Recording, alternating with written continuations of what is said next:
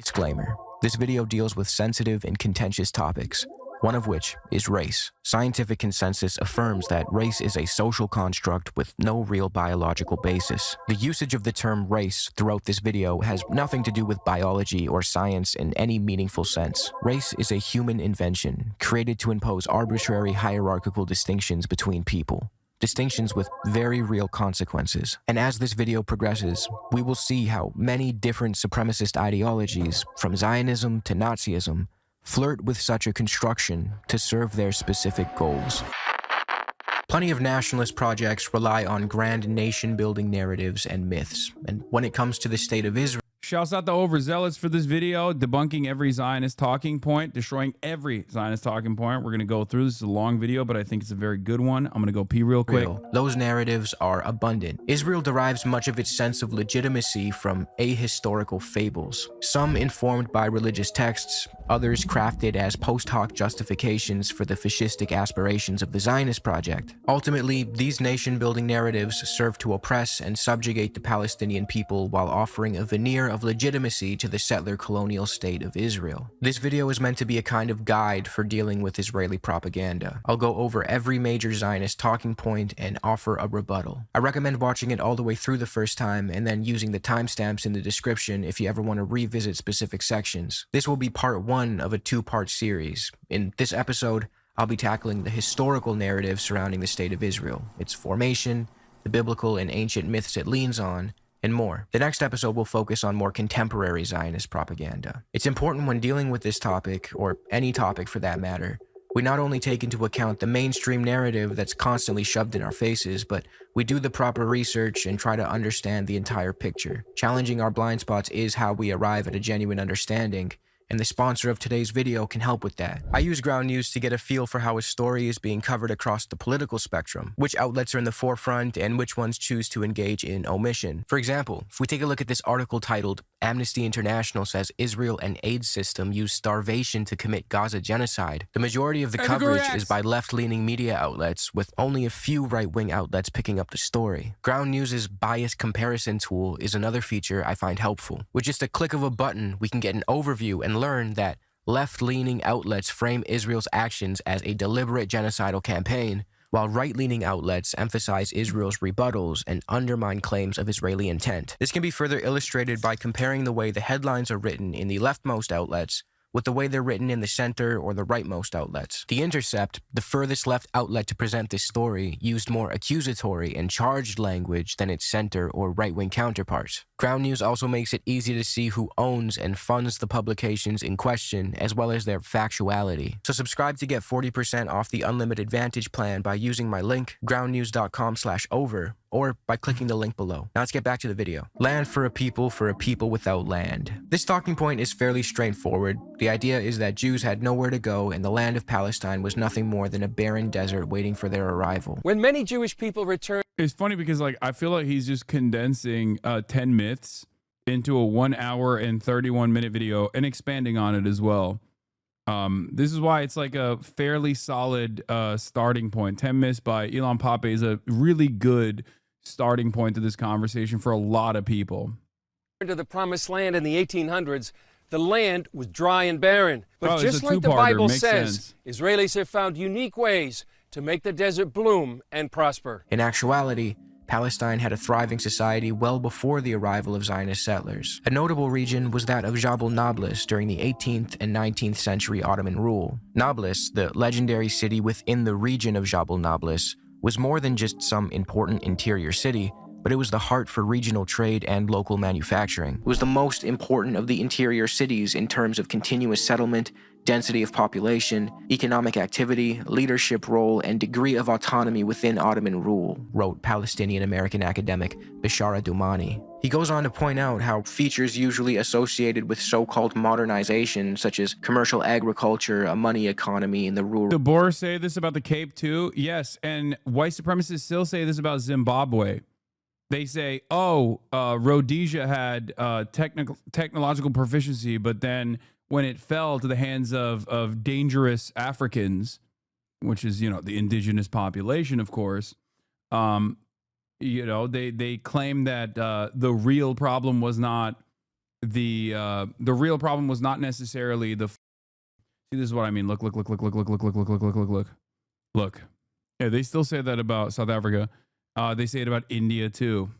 But the real problem is, of course, not like crippling sanctions or a revenge campaign, pretty much, but instead is actually simply because black people are inferior.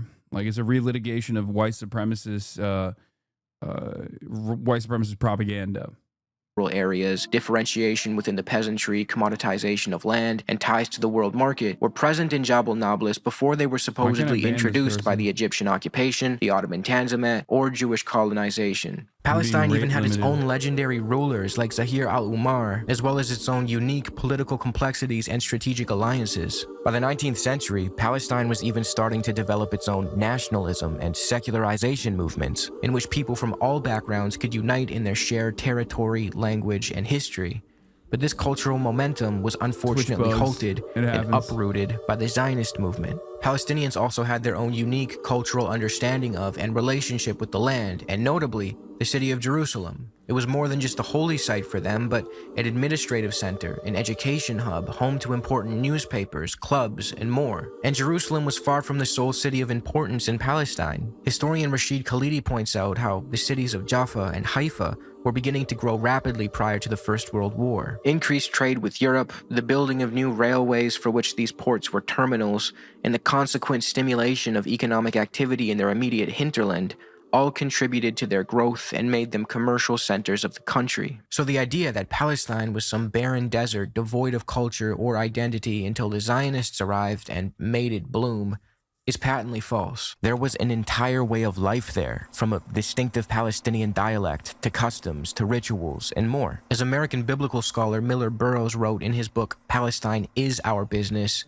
quite untrue is the statement that the majority of Muslims were Bedouins. Actually, most of the Palestinian Arabs, both Muslim and Christian, were farmers living in permanent villages. The rest were craftsmen, shopkeepers, and professional men living in the principal cities. Even in Turkish times, the density of the Arab population in Palestine, aside from the southern desert, was about that of the state of Michigan. Yeah. By 1947, it had almost doubled, reaching a figure of nearly 1.3 million. Pretty sparsely populated, actually, because there wasn't a lot there. As for the claim that Jews were a landless people who had no choice but to return to... That's, again, is racist, ahistorical garbage.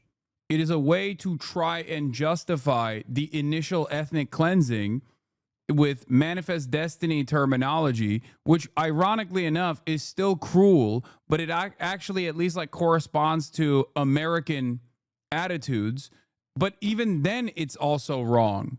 Okay.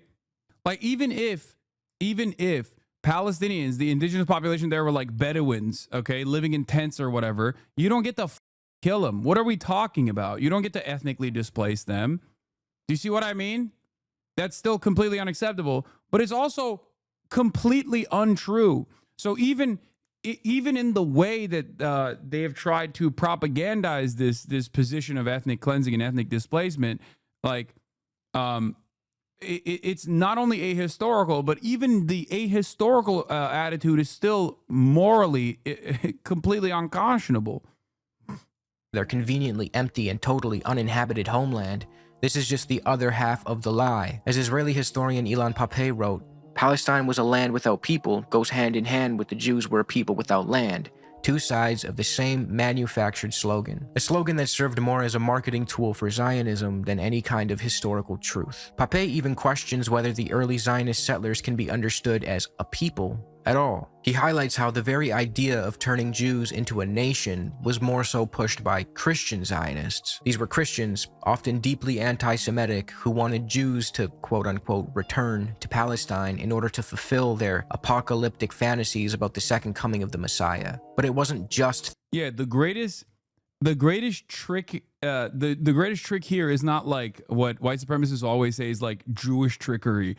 The greatest trick here is to directly lay the blame of Israel in the hands of Jews in general, okay? And this is, of course, in especially contemporary American history, unfortunately not helped by many Zionist Jews who play a formative role spearheading this effort for sure, but it's literally a formative part of Christian evangelical Zionism. This is why I always say is like people, so many white nationalists, Christian nationalists, unironically refuse to recognize the incredibly important role Christian Zionism plays in the formation of the Israeli state and the continuation of support for the Israeli state, no matter how violent that project got. It's crazy. A much, much, much larger force in the population.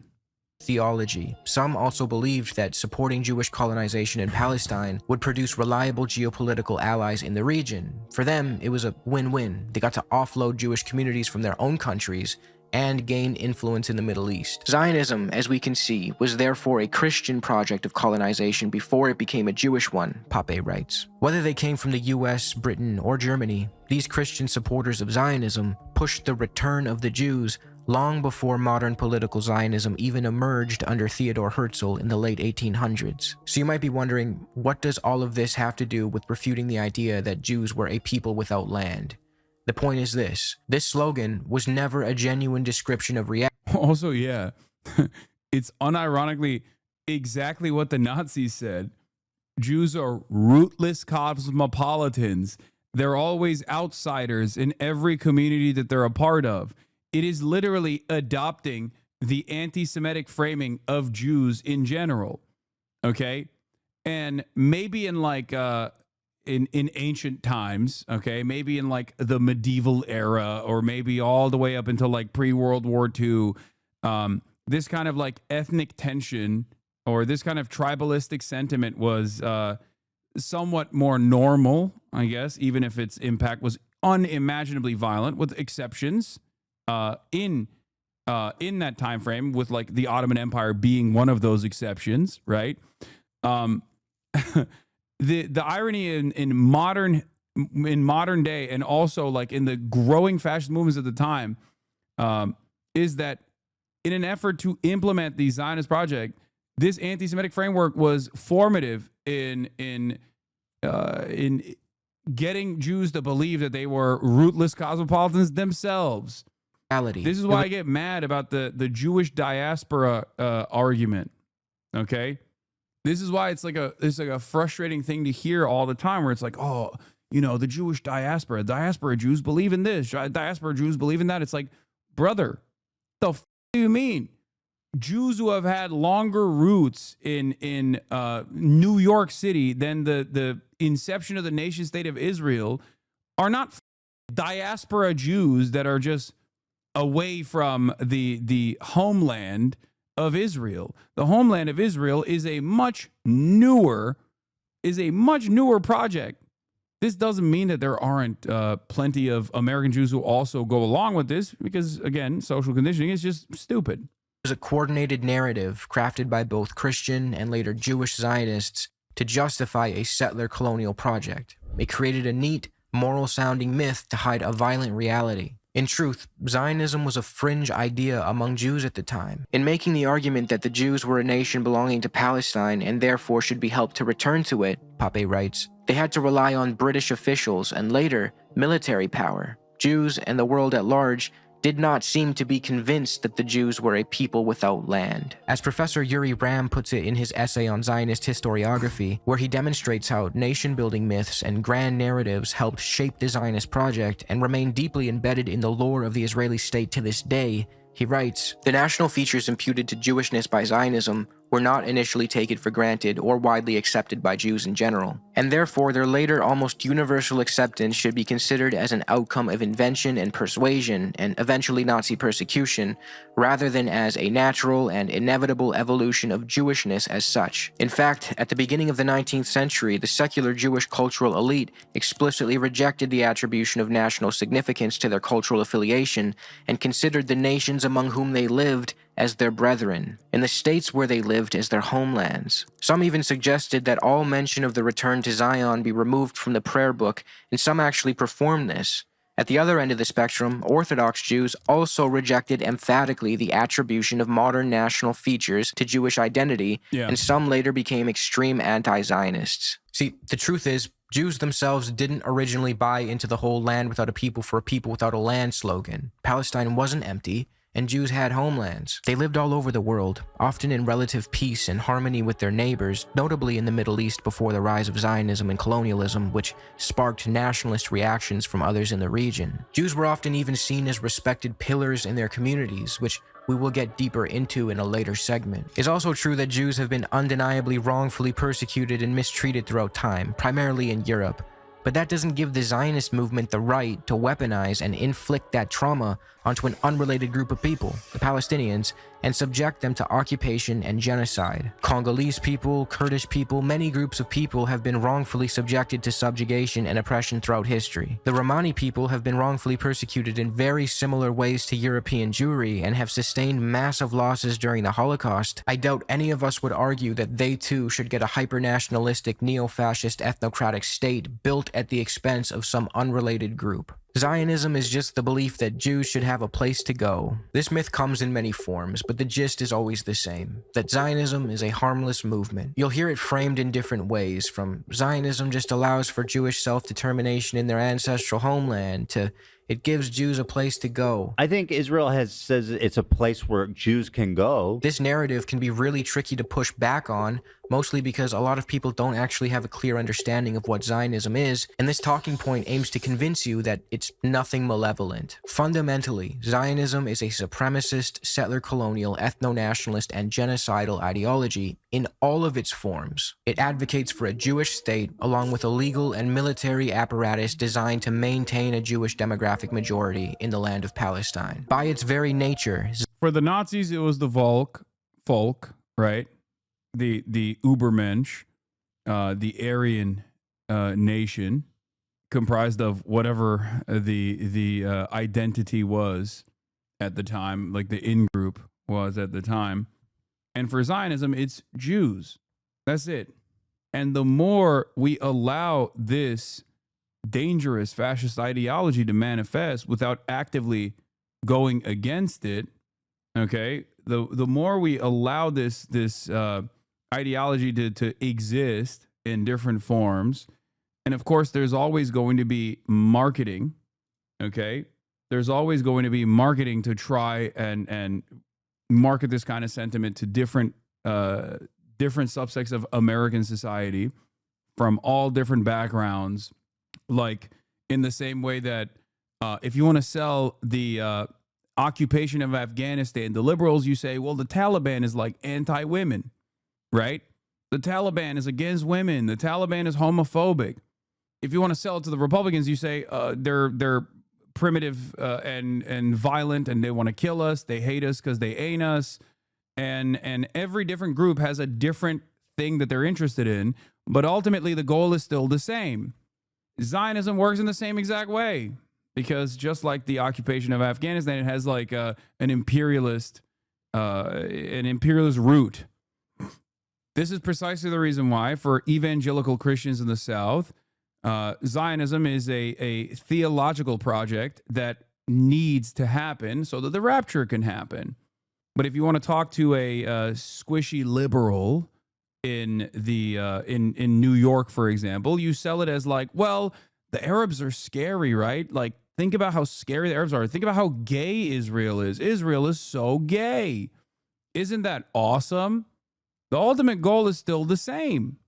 It's a continuation of the exterminationist project, the Jewish supremacist exterminationist project, the expulsion or death and destruction of all non-Jews in the area for the greater Israeli project to exist. That's it. Yeah, I saw the ICJ judge from Uganda or whatever said, not sure exact details, sorry. Yes, she is a evangelical Christian and a absolute sociopath, an absolute freak. She is an evangelical Zionist. She said, I've been placed on this earth by God to defend Israel. That's what she said. And this is not a disqualifying thing, okay? She says she's on a mission from God to defend Israel. One of the judges on the International Court of Justice. Zionism requires the removal and replacement of the indigenous Palestinian population. This was clearly understood by the early Zionists. Yeah, she's on a mission from God to bring about the apocalypse. That's a real ass judge, bro. settlers. So the idea that it was just a benign movement for Jews who wished to live peacefully alongside Palestinians is false. From the start, Zionists, left and right wing, knew their project would mean displacing the native population, and they did everything they could to achieve that reality. And don't worry, every claim that I'm making right now will be backed up with receipts in the next segment when we talk about the colonial nature of Zionism. Zionists today often claim that they were returning to a rightful homeland, but this too is a myth crafted to justify settler colonial aims. The original Zionists didn't even see Palestine as their only option. It was more or less chosen as a marketing tool. The father of modern political Zionism and Israeli national hero Theodor Herzl, who by the way was a secular Jew, as were most of the leading figures of his movement, can be seen in his pamphlet A Jewish State, weighing the pros and cons of a Jewish homeland in either Palestine or Argentina, saying he'd take either one. Shall we choose Palestine or Argentina? Argentina is one of the most fertile countries in the world, extends over a vast area, and has a sparse population and a mild climate. The reason he landed on Palestine was mostly branding and the marketability of the religious connotations Palestine invokes. A major hurdle for the Zionist project early on was the religious Jews that were like, what the f are you saying? Without the Messiah coming back, Jews should not have a land to themselves. Like, there is no national project. It goes against the text. It goes against the rabbinical text. There is no theological justification for building a Jewish nation state. And therefore, in order to get some of the religious Jews, specifically Orthodox Jews, on board, and also get tremendous support from evangelical Christian Zionists, Herzl was like, oh yeah, we'll go to the biblical land of Israel. That's why it's so like Bible focused. Have you guys never thought it was weird? Like, has that never struck you as odd how much of a biblical focus Israel has as a nation state? Like, it's important. Jerusalem is, of course, a profoundly important place for all three of the Abrahamic religions. Okay. But why is this so hammed up? Muslims believe in the text of the Bible more than the Jews do. If we're going to talk just about religion, Islam came after Christianity and therefore abides by the scripture as well, with some exceptions that, like, Jesus Christ was a prophet, but was not literally the direct son of God. Okay. I mean, this isn't even like, why would anybody care about what the Bible says? That's not even what I'm saying. Which is obviously a perfectly reasonable, argument as well in this process, and it's utterly irrelevant in the grand scheme of things. Every name of Palestine would attract our people with a force of marvelous potency, he wrote. Herzl's deliberation between the two radically different countries seriously undermines the narrative that Zionism was always a movement to return Jews to their ancestral homeland in Palestine. Another pernicious aspect. How do you counter that argument? The Bible? You can't point to you can't point to religious text to be like, this is why we have to literally ethnically cleanse everyone that lives here. What do you mean? It's the Bible. First of all, there's not a single Christian that actually abides by everything in the Bible. Okay? We're not stoning for death for mixing fabrics. We're not killing people for eating shellfish. Okay, what do you mean? So why is it that we're picking and choosing, and then we're deciding that like the Bible is actually a historically accurate text that must be followed? At no point in the Bible does it say like Israel has to be given back to the Jews anyway. That's like an evangelical interpretation that came after. It's the Bible is fiction. What do you mean? Okay, I wrote a book. I wrote a book and I hallucinated something in the book. You have to believe it now. I know some people that justifies Israel's existence based on those texts, like the conversation reaches a dead end. Yeah, but those people also believe in a whole lot of nonsensical books. Of Zionism is that it transforms members of the Jewish identity into a nation, even a kind of race of people. Jews worldwide, no matter where they're born, are instantly considered part of the nation of Israel and are immediately eligible for Israeli citizenship under the 1950 Law of Return. Could you say about the Quran? Yeah. What do you think? I do say the same thing. Religious texts are great if you are personally abiding by it and it gives you comfort, gives you a sense of direction. That's fine. I don't care. Great. But if you use religious scripture, religious texts to justify doing harm to others, then, at that point, it's completely irrelevant.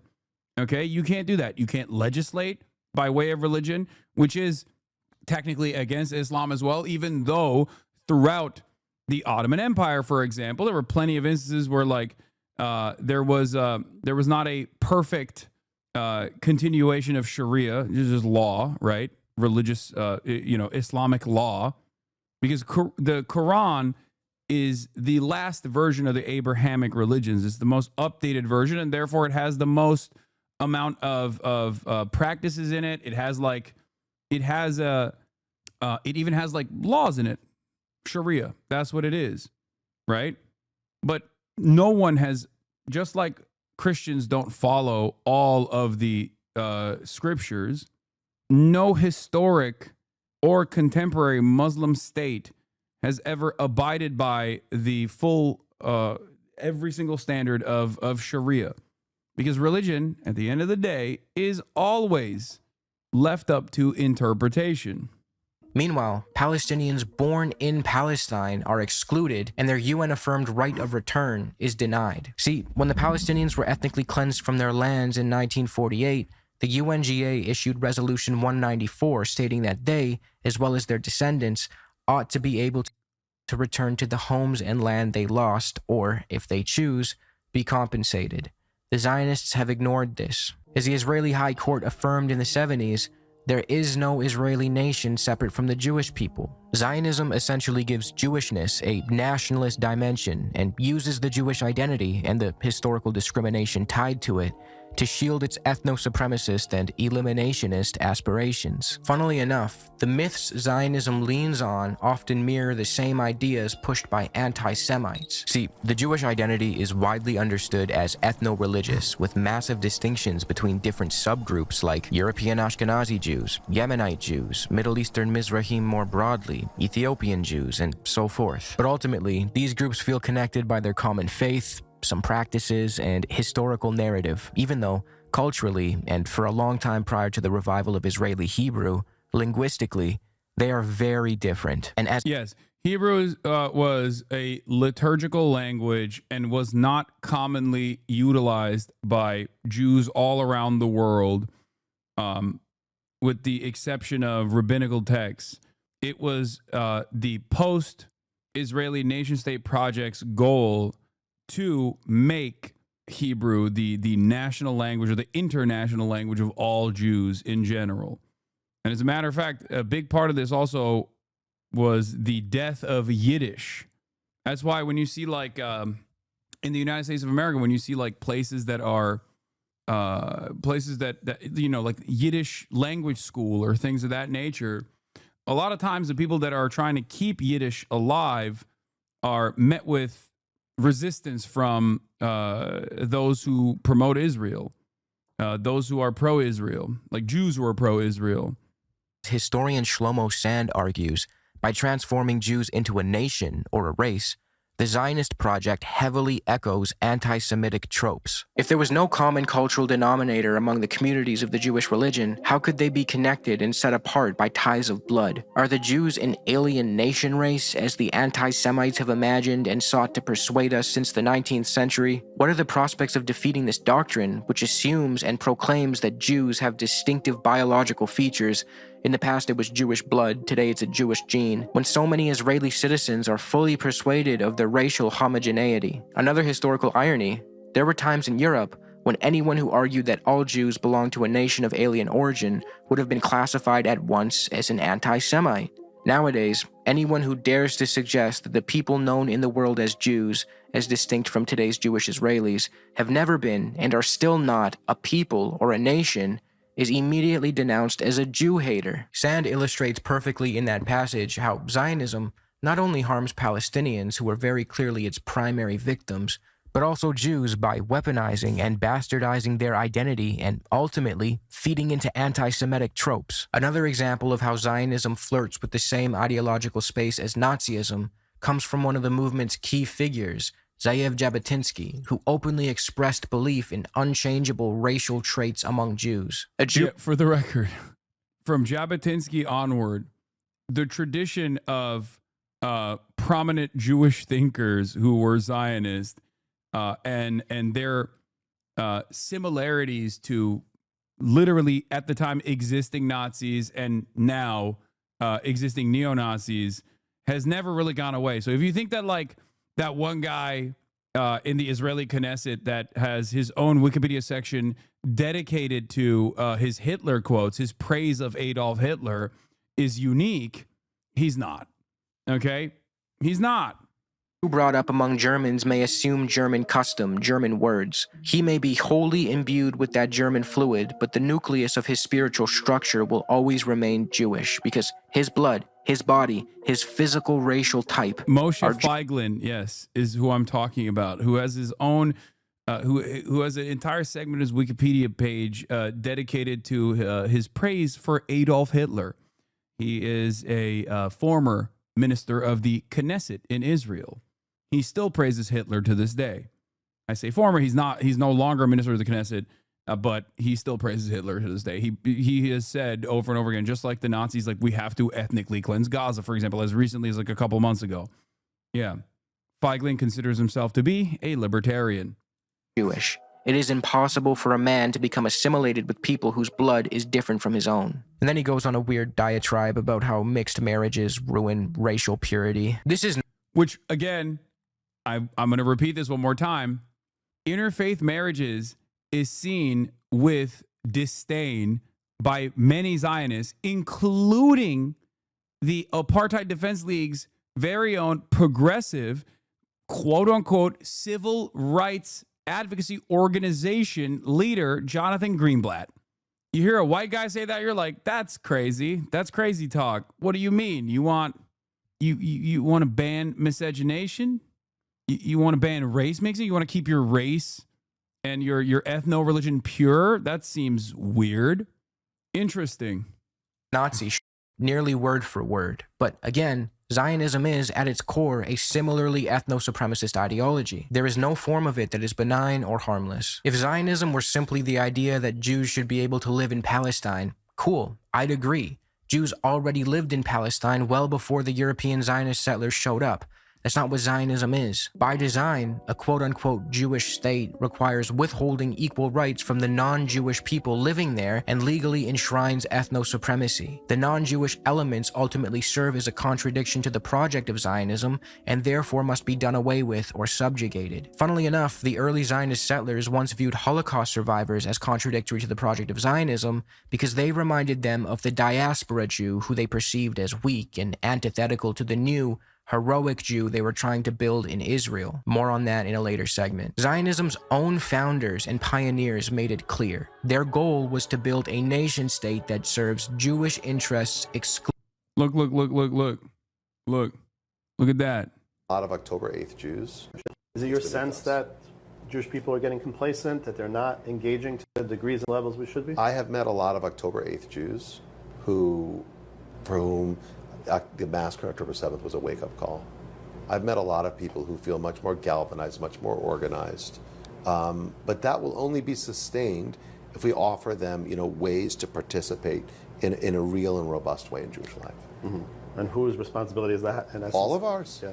But this is why we need a revolution in our community on so many levels. So look, the reality is that intermarriage rates continue to go up. Assimilation continues apace. And look, I fight anti-Semitism. That is my job. Right. But I worry a great deal about broader questions of Jewish identity, as I think we talked about over lunch. In your sense? It's really up, man. Too many shiksas. That's right. That's it. Too many shiksas coming in and sweeping up young Jewish men, and we got to put an end to it. It's awesome. Sounding like my grandpa now.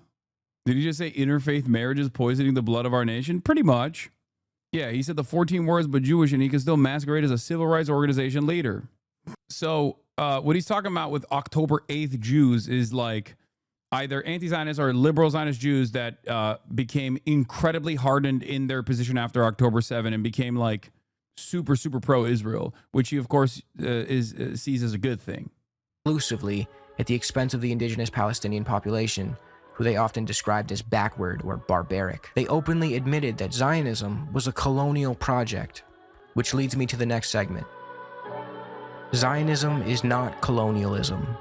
This is an incredibly easy one to refute, as I've already mentioned. The founders, pioneers, and important figures of Zionism openly referred to their aspirations as colonial.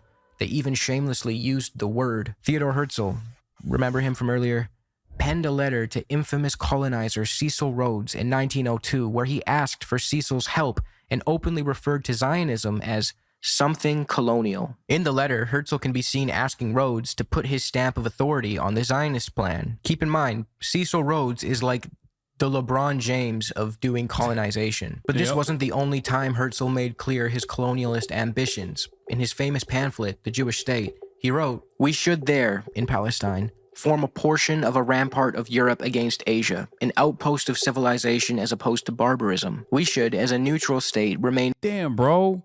This seems crazy. What? Ain't no way, dude. Ain't no way. What? Yeah, what the hell, LeBron James is right. What the heliante? What? In contact with all of Europe, which would have to guarantee our existence. Aside from Herzl, important Zionist figures like Ze'ev Jabotinsky, the founder of the revisionist Zionist movement, referred to Zionism as colonial an ungodly amount of times. Here's an excerpt from his essay, The Iron Wall, where he says, "We cannot offer any compensation for Palestine. Therefore, a voluntary agreement is unthinkable. Our colonization must either stop or continue against the will of the native population." As Rashid Khalidi put it, the social and economic institutions founded by the early Zionists, which were central to the success of the Zionist project, were also unquestioningly understood by all and described as colonial. The most important of these institutions was the Jewish Colonization Association. So the claim that Zionism is not colonialism is such pure cope, given the fact that the pioneers of the movement, as well as many of its prominent figures, openly admitted that it was. Here's another example. David Ben-Gurion, the leader of the Yishuv, the Zionist settler society in Palestine. It's funny because I brought, for people who were criticizing my Matt Duss conversation, like I brought all of this up to him when he tried to say that Zionism was not exterminationist in principle, and that the early Zionists who considered themselves to be Zionists, who wanted like a place for Jews to exist comfortably and peacefully, including Albert Einstein, would be now reflected on as anti-Zionists for the sentiments that they expressed before the inception of the nation state of Israel, like Albert Einstein. Also, this is why I said the president of Moravia looked exactly like David Ben-Gurion, because he does. Look at this. In Superman, the president of Moravia was obviously like a holdover for Benjamin Netanyahu. That's fair. That's a fair assessment. Except he looked exactly like David Ben-Gurion. Prior to Israel's founding, and later the country's first prime minister, viewed indigenous Palestinians and Arabs more broadly as inherently inferior. He made it clear that the Zionist movement was a European colonial project primarily concerned with the well-being of European Ashkenazi Jews. As historian Avi Shleim noted, Ben-Gurion declared that the Jews in Muslim countries had lived in a society that was backward, corrupt, uneducated, and lacking in independence and self-respect. He argued that only the younger ones could be saved, claiming the older generation was too far gone and risked turning Israel into a Levantine state. It's also worth mentioning the form of colonialism that Zionism is. Not all types of colonial... Isn't that dude, it's literally like, it's the same of like Americans, naming their missile systems Tomahawk. You know what I mean? First, they say these are barbaric savages. Then they ethnically cleanse the indigenous population, claim that they're barbaric savages. Then they turn around and they go, oh, Apache helicopters, Tomahawk missiles. It's the same shit. David Ben-Gurion, in the process of ethnic cleansing, says we must not become a Levantine culture. Once the ethnic cleansing campaign is unfolded, or at least the Israeli nation state is incepted, 75 years, 80 years later, what do Israelis say? Oh, what do you mean? We are a part of the Middle East. We are Levantine. Why? Why you hate Israel? Israel, very important part of Levantine culture. Meanwhile, in the initiation, and still to this day, a big part of the ethnic cleansing operations was the cultural erasure of Palestinians, the cultural erasure of any sort of like Levantine, any sort of Middle Eastern, any sort of Arab culture, forcibly. A part of the insidious nature of eco-fascism that Israel implements is literally the pay $1 to plant a tree in Israel project they have, right? The trees that they have planted, they've planted on top of the olive trees that they've burned down. Olive trees that take hundreds of years to develop. Okay, they burn it down and they bring in invasive species because they want to make Israel at the time look more European. Zionism take the same shape, and some are arguably even more insidious. Zionism is settler colonial, which differs from classical colonialism. In classical colonialism, the goal is to control and exploit without replacing the local population. In settler colonialism, the goal is to replace the native population. Settlers come to stay and build a new society. They're often unwanted at home, and they're used by empires to expand influence by creating loyal outposts abroad. So as horrific as all other forms of colonialism are, settler colonialism is uniquely genocidal, as it is predicated on what historian Patrick Wolfe deems the logic of elimination. Jews have an ancient, exclusive claim to the land of Palestine because they were kicked out of it 2,000 years ago. This talking point goes hand in hand with the previous one, as some use it to argue that Zionism is actually a decolonial movement, reclaiming Palestine as the exclusive ancestral land. So good. Such a stupid argument. Oh, such a stupid argument, dude. Oh, it's actually a decolonial movement. Israel was there 3,000 years ago. Okay, now you're killing the people that remained. You know what I mean? Great. Fantastic argument. Utterly delusional, okay? Woke fascism. The Jewish people, which they claim was somehow colonized by Palestinians, but this is less rooted in historicity and more of a propaganda talking point. The idea of an unbroken, direct lineage between modern Jews and the ancient Israelites who were supposedly exiled from the Promised Land thousands of years ago, only to later return and negate the exile, is a common narrative among Zionists. It rests on the heavily debated presupposition that there is a direct, genetic, and exclusive connection between contemporary Jewish communities and the people of ancient... Like, it doesn't even matter, because there is no... This claim is utterly ridiculous, okay? You can't just be like, this is mine because it was mine 3,000 years ago, okay? It's so ridiculous because it's like, it's mine because it was mine 3,000 years ago. It's not yours, even though it was yours 75 years ago. What the f do you mean? What are you talking about? That's not how anything works. Okay? That's insane. Okay, I'm Ottoman. It's mine. It's mine pre-World War I. Sorry. We're like, who gets to determine how far back we roll that clock, you know? And it's so stupid because normies will actually say this without realizing how idiotic it sounds. Okay? My uncle works for Nintendo Tactic. Yeah.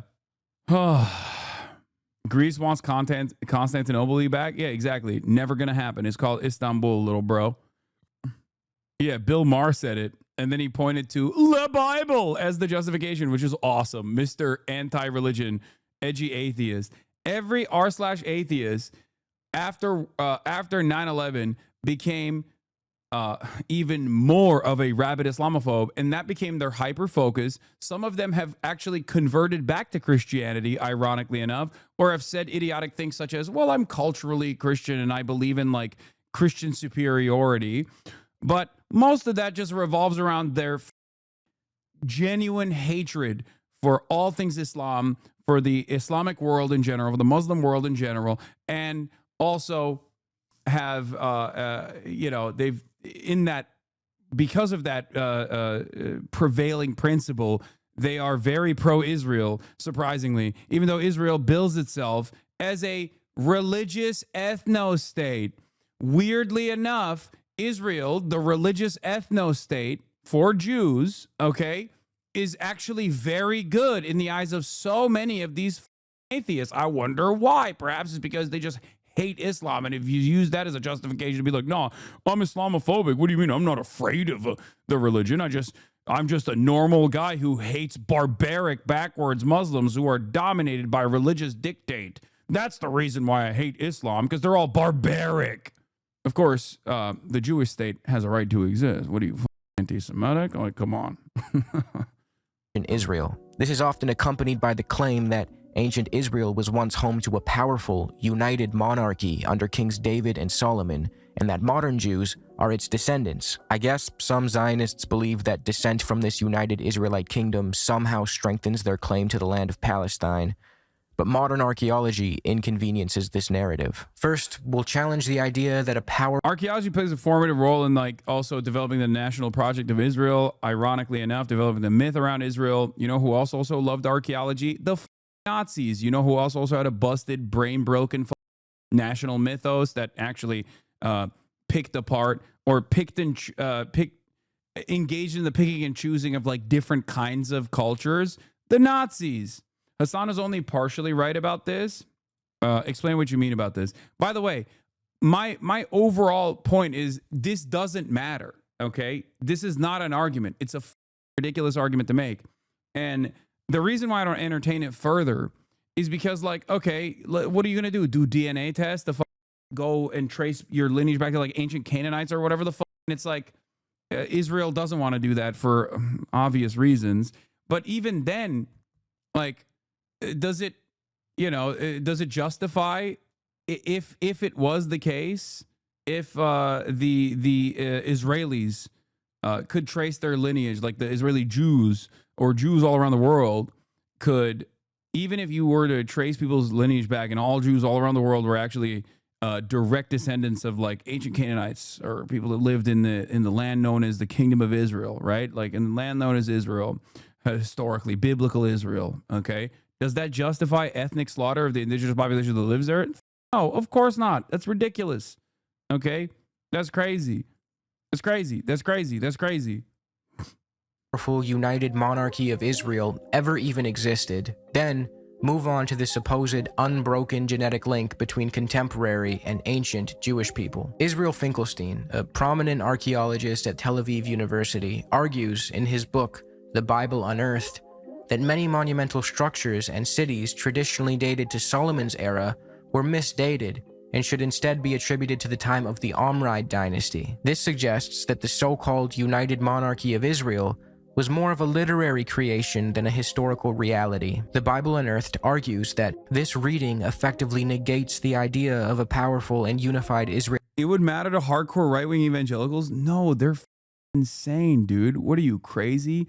They're hallucinating. They think that if all Jews are sent to Israel and that the greater Israeli project is implemented, Jesus Christ is going to come back to earth and the rapture is going to happen and Jesus is going to fight the devil's forces in Megiddo. You can't convince some of those people with logic. They didn't arrive at that conclusion through logic. They arrived at that conclusion through huffing fumes, brother. They think an anime is taking place in the real world. Okay? Israelite monarchy, because if the primary archaeological evidence is redated to a later period, then the basis for such a kingdom is removed, leading to reverberating implications. Finkelstein and his co-author Neil Asher Silberman go as far as to suggest that Kings David and Solomon, often imagined as the great monarchs of this ancient United Kingdom, were likely, in political terms, little more than hill country chieftains whose administrative reach remained on a fairly local level. As for the claim of an unbroken link between the supposedly exiled ancient Israelites and contemporary Jewish folk, that too is heavily debated and not so black and white. See, this particular form of nation building and narrativizing, the idea of coming from an ancient, respectable... Hasan, you could argue that about all people of faith. I could. It's a matter of what that kind of quote unquote faith gives you bandwidth to do, what kind of violence you get to do.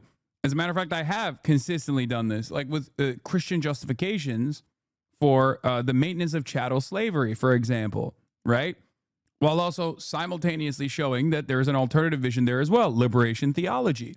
Christianity was on both sides of the slavery debate, both in the continuation of it and also in the extermination and the abolition of it. That's it. Religion is just a weapon to wield to galvanize the public. Lineage is not unique to Israel. As historian Shlomo Sand puts it, just as the inhabitants of modern Greece saw themselves as the biological descendants of Socrates and Alexander the Great, and as influential textbooks have transformed the ancient Romans into typical Italians, the state of Israel equally engages with narratives to justify its existence and build up nationalist fervor about it. For Israelis, specifically those of Jewish origin, such mythologies, like those of the aforementioned Greeks and Italians, are far-fetched, whereas their own history rests on firm and precise truths. In Israel, these burdens of memory did not appear. The Bible. That's why Israel exists, because the Bible, you got owned. Spontaneously, but rather were piled layer upon layer by gifted reconstructors of the past. When occasional findings threatened the picture of an unbroken linear Jewish history, they were rarely cited. When they did surface, they were quickly forgotten, buried in oblivion. National exigencies created an iron-jawed vice that prevented any deviation from the dominant narratives. Many historians and scholars, including Shlomo Sand, go as far as to challenge the historicity of the supposed Roman exile of Jews in 70 CE and argue that it didn't happen. It was a myth. Sand is very firm in the belief that Romans did not deport entire peoples, especially in the Near East, and points out how that claim originally came from one historian whose knack for exaggeration has been noted by modern scholars. In actuality, the Jews emigrated from the land known today as Israel slowly and gradually over time. Not due to some mass expulsion policy at the hands of the Romans never had a mass expulsion policy. In fact, the dispersal of Jews... Also, at that point, where would they be expelled to? More Rome? Like... the other areas that they were expelled to was also just more Rome. Jews predated the destruction of the Second Temple by the Romans. By 70 CE, Jews had already been living elsewhere. Sand and co. argue that this myth was more so used to help transform adherents of the Jewish faith into a nation of people so as to serve nationalistic purposes. A close examination of the historical event that apparently engendered the second exile in the year 70 CE, and an analysis of the Hebrew term gola, exile, and its connotation in late Hebrew, indicate that the national historical consciousness was a patchwork of disparate events and traditional elements. Only in this way could it function as an effective myth that provided modern Jews with a pathway to ethnic identity. The ultra-paradigm of deportation was essential for the construction of a long-term memory wherein an imaginary, exiled people race could be described as the direct descendants of the former people of the Bible. The myth of uprooting and exile was fostered by the Christian tradition from which it flowed into Jewish tradition and grew to be the truth engraved in history. It's a lot of post hoc mythological justifications that you create, some of which is real. Okay, tribalism is real, enmity and anti-Semitism is real, but like the development of this sort of thing is a relatively new phenomena. This is retconning of historic events that unfolded to tie it back to more modern versions, like even nation states. A lot of people, because our lifespans are so short, a lot of people living today in this day and age don't realize that up until a couple generations ago, the notion of a nation state was non-existent. Like, that's not a real thing. That's a new thing in the grand scheme of human history. Okay? We didn't have that. When people talk about like national projects and things of that nature, it's like, dude, you are literally talking about a blip. Okay? You're talking about a blip. Yeah, Italian wasn't really a concept until like 1840. And even then, those were warring amongst one another because they had city battles.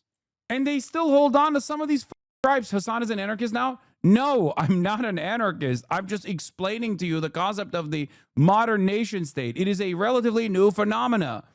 It doesn't mean I'm a anarchist, okay? It's just an accurate, it's an accurate retelling of history, from which it flowed into Jewish tradition and grew to be the truth engraved in. Instead of a mass exile of Jews by the Romans, they actually stayed in the region and eventually. Yeah, that's the other point. Yeah, that's not a real thing. Some people left, some people remained. Some of the people remained and carried on the Jewish faith. A lot of the people first converted to Christianity and then to Islam. This is the other side of the story, which is like when Ashkenazi Jews or like European Jews that came to, or Levantine Jews that came from like MENA, the other parts of the MENA region to Israel that are like engaging in the wholesale ethnic slaughter of Palestinians that they call Arabs. They don't see the inherent irony that they are literally killing their own unbroken ancestors.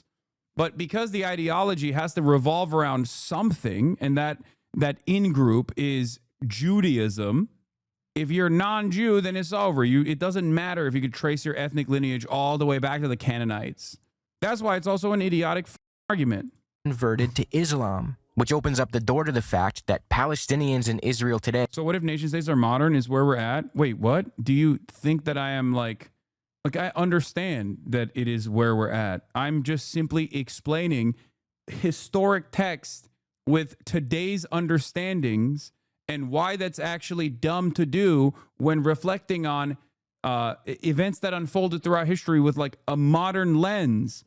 If you operate with the understanding of like nation states being a concept that existed throughout history, throughout time, then you're going to be wrong. Your understanding and your analysis of historical events that unfolded is going to be incorrect. They can make a much stronger argument for their descendancy and ancient link to the land, especially in comparison to figures like Ben-Gurion and Golda Meir, whose ancestry for generations comes from Eastern Europe. However, as Sand responsibly reminds us, any population that has existed in a region for thousands of years has mingled with its neighbors, its captives, or its conquerors. You know about Israelis, same as 2-year-old on whiskey? What does that even mean? Are you saying that my understanding of Israel and Israelis is the same as a 2-year-old who's drunk off whiskey? Is that what you're trying to say? No politique here. Do not talk about this. So making these grand historical arguments of unbroken genetic links and soul descent as a way to argue for an exclusive claim to a land is not something serious historians should be entertaining. Sand goes on to show how, by referring to the work of scholar Chaim Milikowski dealing with contemporary rabbinical sources, the term exile in the 2nd and 3rd century CE originally referred to political subjugation, not deportation. He then builds off the works of historian and professor at Hebrew University Israel Yuval and explains how the renewed Jewish myth about the exile in fact arose fairly late and was due mainly to the rise of Christian mythology about the Jews being exiled in punishment for their rejection and crucifixion of Jesus. Sand goes on to write, the myth of exile began to be slowly appropriated and integrated into Jewish tradition, with the triumph of Christianity in the early 4th century CE, when it became the religion of the empire. Jewish believers in other parts of the world also began to adopt the notion of exile as divine punishment. The concept of exile took an outright metaphysical connotation within Jewish traditions, going far beyond simply being away from one's homeland.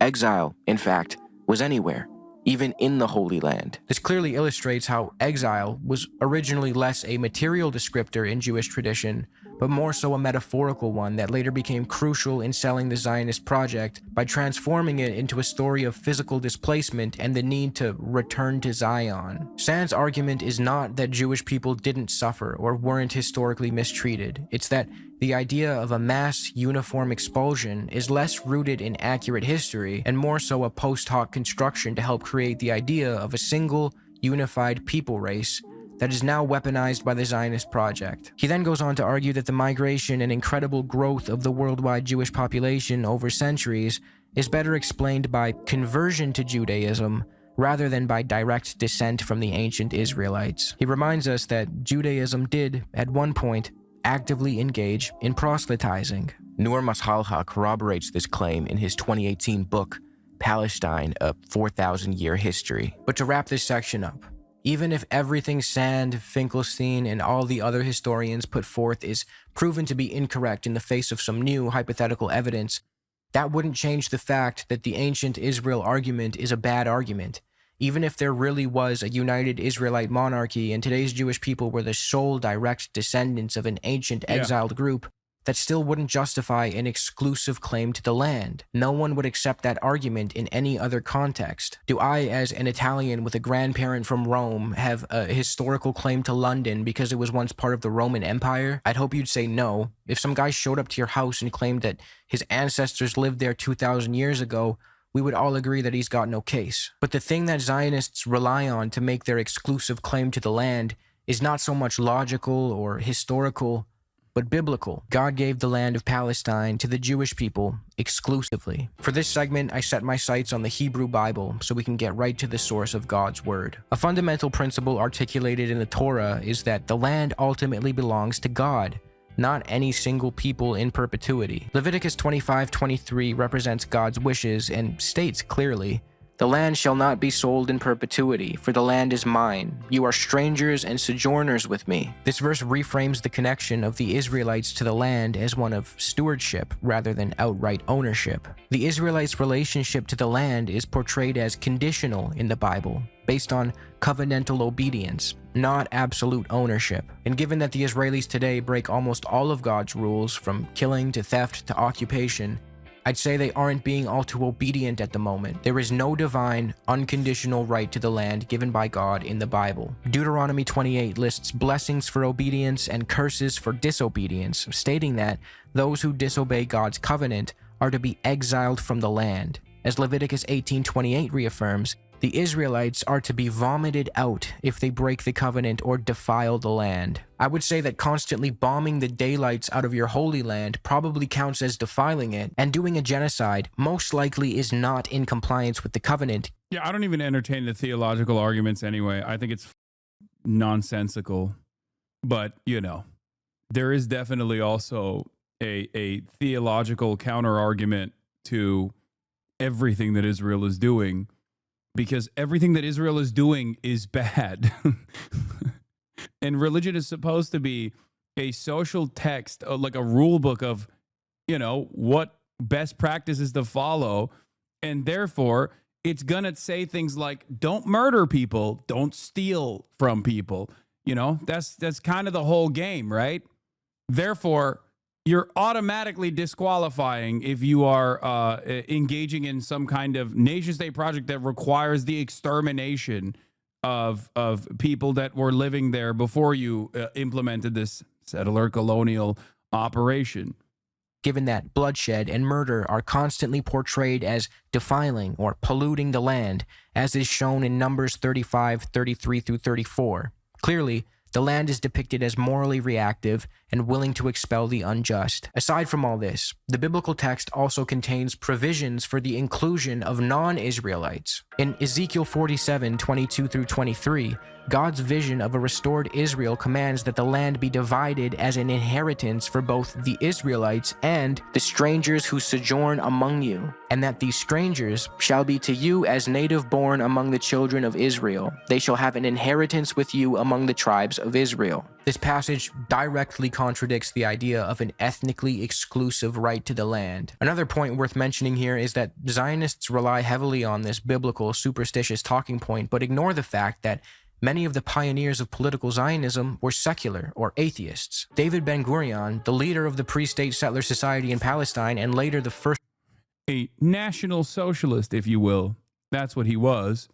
And much like historic national socialists, he focused primarily on the nationalism aspect and not so much on the socialism aspect. Does that remind you of a guy? Certainly reminds me of a guy, you know? Prime Minister of Israel openly referred to himself as an atheist, which reminds me of this pertinent quote from Ilan Pappé. The secular Jews who founded the Zionist movement wanted paradoxically both to secularize Jewish life and to use the Bible as a justification for colonizing Palestine.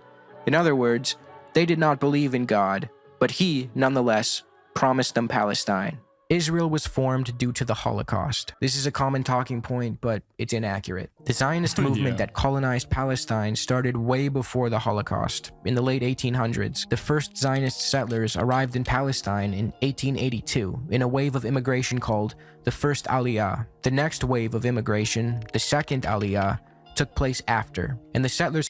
So the first Aliyah, I assume he's gonna talk about like how they bought like land and stuff, which you know what, I'll just let him do it, as a matter of fact, because that's true, they did.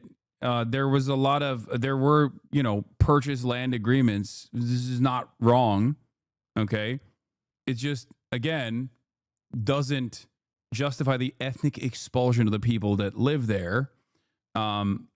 So that is also an idiotic argument, an idiotic line of argumentation. Consisted mostly of... And that land in and of itself was a tiny fraction of the land that Israel now occupies. Frustrated communists and socialists who now saw Zionism not only as a solution for the Jewish problem, but also as spearheading communism and socialism through collective settlement in Palestine.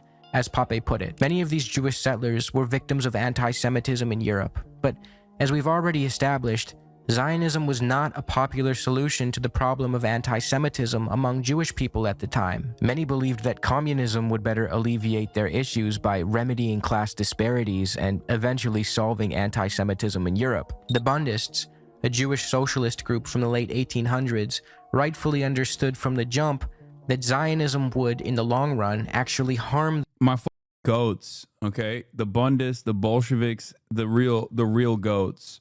The Jewish plight more than anything. And they were right. Zionism is a failed project. A Jew in Israel is certainly less safe than they would be almost anywhere else in the world. Miller Burroughs wrote, "Until fairly recently, Reformed Judaism was on the whole anti-Zionist. The colonization of Palestine and the subjugation of the locals was in effect long before the rise of the Nazi regime in Europe. In fact, in post-war Israel, Holocaust..." Like, one of the craziest aspects of this is like, look, I'm no Philo-Semite by any means, okay? Having said that, like, Jews, due to their collective history of oppression, wholesale slaughter, pogroms, the Holocaust, have always found themselves on at the tip of the spear in revolutionary politics, okay? Maybe because they were pushed into that position, most likely because they were pushed into that position, let's be real, because it's always like the same tribalist forces that have required Jews to be the ancient enemy, right? So if you literally look at Jewish history pre-Israel versus Jewish history post-Israel, and the way that the Zionist project has basically glanced over the much longer Jewish history, it makes no sense. It's just like a full tilt. It's a complete adoption of every single type of politics that Jews have historically fought against. It's so goddamn annoying. And it's crazy because, like, the real anti-Semitism that Nazis and neo-Nazis have to this day is because they hate that revolutionary politics that Jews have played a formative role in. Is so up. An honest assessment of Jewish history would require talking about the thousands of years of revolutionary politics as opposed to the last 80 years of fascism. That's what's so insane and so frustrating about it. That's what you should be learning in like Jewish camp and Jewish school, not all of the myth making and the national religion of Judaism that it's become, or the way that they teach it as like Zionism as the national religion for many secular Jews, many Reformed Jews now.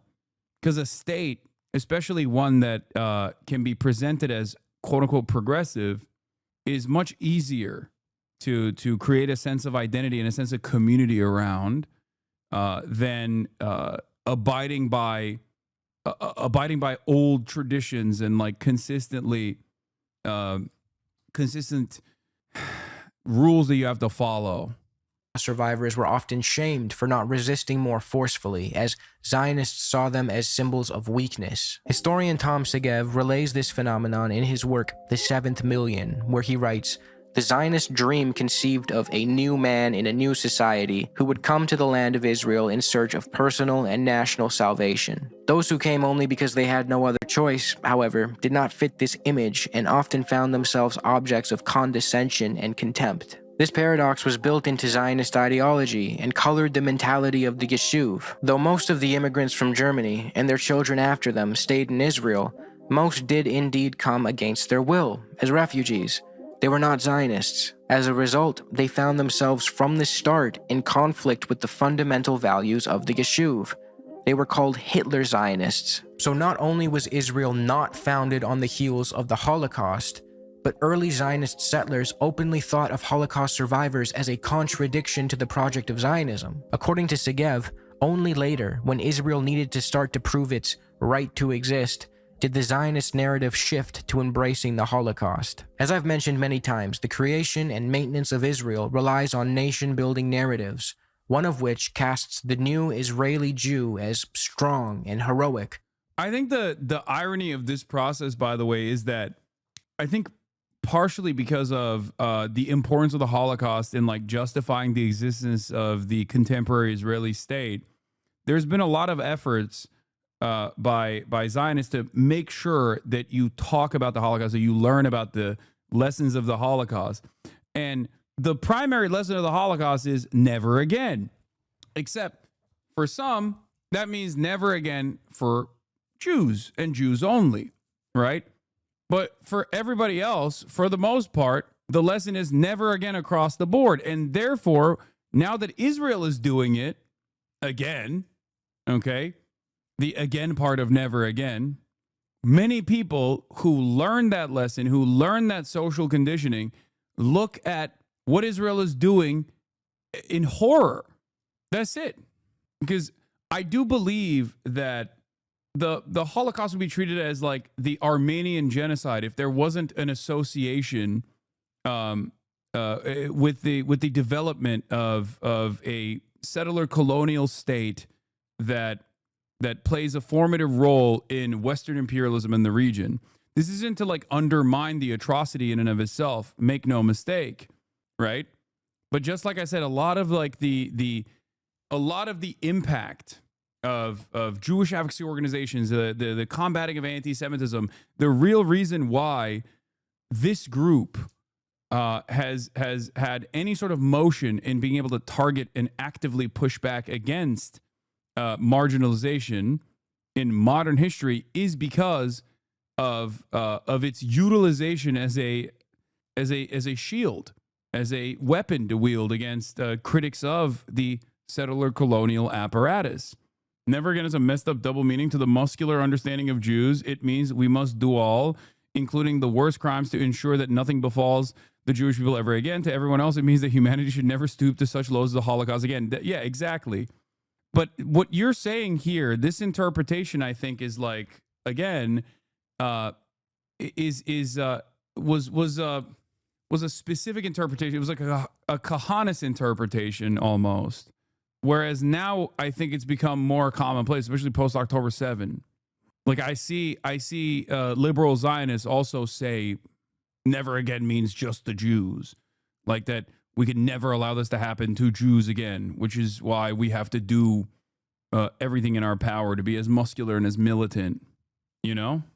As opposed to the so-called weak Jew of the past who found himself resigned to the ghetto. The apathy toward Holocaust survivors in Israel is represented by the devastating fact that 1 in 3 survivors live in poverty to this day. You would think that a state that was supposedly formed in response to one of the most horrific tragedies of all time would uphold Holocaust survivors as the heroes that they are. In 1948, Ben-Gurion, who mockingly called Jewish Holocaust survivors Sabanim soaps, desperately sent an army contingent consisting of Holocaust survivors that attacked the heavily fortified Jordanian position in Latrun as a military diversion so that his Haganah elite forces would reach West Jerusalem. He knew that the contingent of Holocaust survivors would be slaughtered, but he let it happen. Avi Shalem has a chapter on it. I think a lot of the muscular Judaism comes from Jabotinsky's writings and influence. I mean, yeah, but that's also like its modern interpretation is also elevated Contemporary Discourse by Meyer Kahan, a direct through line from Jabotinsky to Kahan to the Ben-Gvirs of the world now. And not make fun of them or allow them to live in destitution. The truth is, the Zionist project looked down on the Jews who lived outside the newly formed state of Israel, including Holocaust survivors, and instead idealized the new Israeli Jew, which they referred to as the Sabra. Soaps is, of course, an incredibly anti-Semitic Holocaust reference, for the record, for those who didn't understand that point. Sabra was crafted as the antithesis of what was considered the diaspora Jew. The Sabra was meant to be strong, heroic, and above all, a product of the state of Israel. The Zionists resented Holocaust survivors for the mere fact that they threatened the image of the Sabra. The Sabra represented a national ideal, and the Holocaust survivor its reverse. Yeah. This is another completely insane aspect of the muscular militant Jew national mythos surrounding the Israeli nation state, which mistreats Holocaust survivors because there is this, once again, ahistorical approach, this entirely ahistorical approach, the idea that Jews were weak, the Jews that were slaughtered in the Holocaust were weak, and they just didn't want to fight back, not recognizing that many of them, there's a reason why they brought their clothes with them, thinking that this was going to be not a death camp, but instead an concentration camp that would inevitably relocate them there, that they were not sent to these places without while with the full understanding that they're going to be killed and wholesale slaughtered, or that Jews did not play a formative role in the resistance movement against Nazis, whether it be the partisans or numerous other revolutionary organizations, Jews in other countries like the Jews in the USSR. So that also is ahistorical, and that's part of the reason why it's just they pick and choose what aspects of the Holocaust they want to highlight. And even in that process, they also bastardize the accurate reflection of events in an effort that justifies the existence of the Israeli nation state. Some Zionist figures at the time actually considered the persecution and extermination of European Jews to be punishment for their trying to assimilate into European society. Some even referred to them as mice in flight. Not exactly the most respectful attitude toward the victims of anti-Semitism. Now, even if it were true that Israel was formed solely in response to the Holocaust, which it wasn't, would that somehow justify the displacement, genocide, and apartheid inflicted on Palestinians? Of course not. Why should a completely unrelated group of people who had nothing to do with the Holocaust pay for it with their land, homes, and lives? Muslims have always been irredeemably anti-Semitic, so they can't coexist with Jews. These are situations that involve, a group of people, Muslims and Jews, that have effectively been at each other's throats. Whoa, dude. That's an engineer, big dog. Overzealots. I'll have you know you're going after a fellow Canadian who is, as a matter of fact, an engineer. Put some respect on his commentary here, okay? He's a Middle East engineer, dude.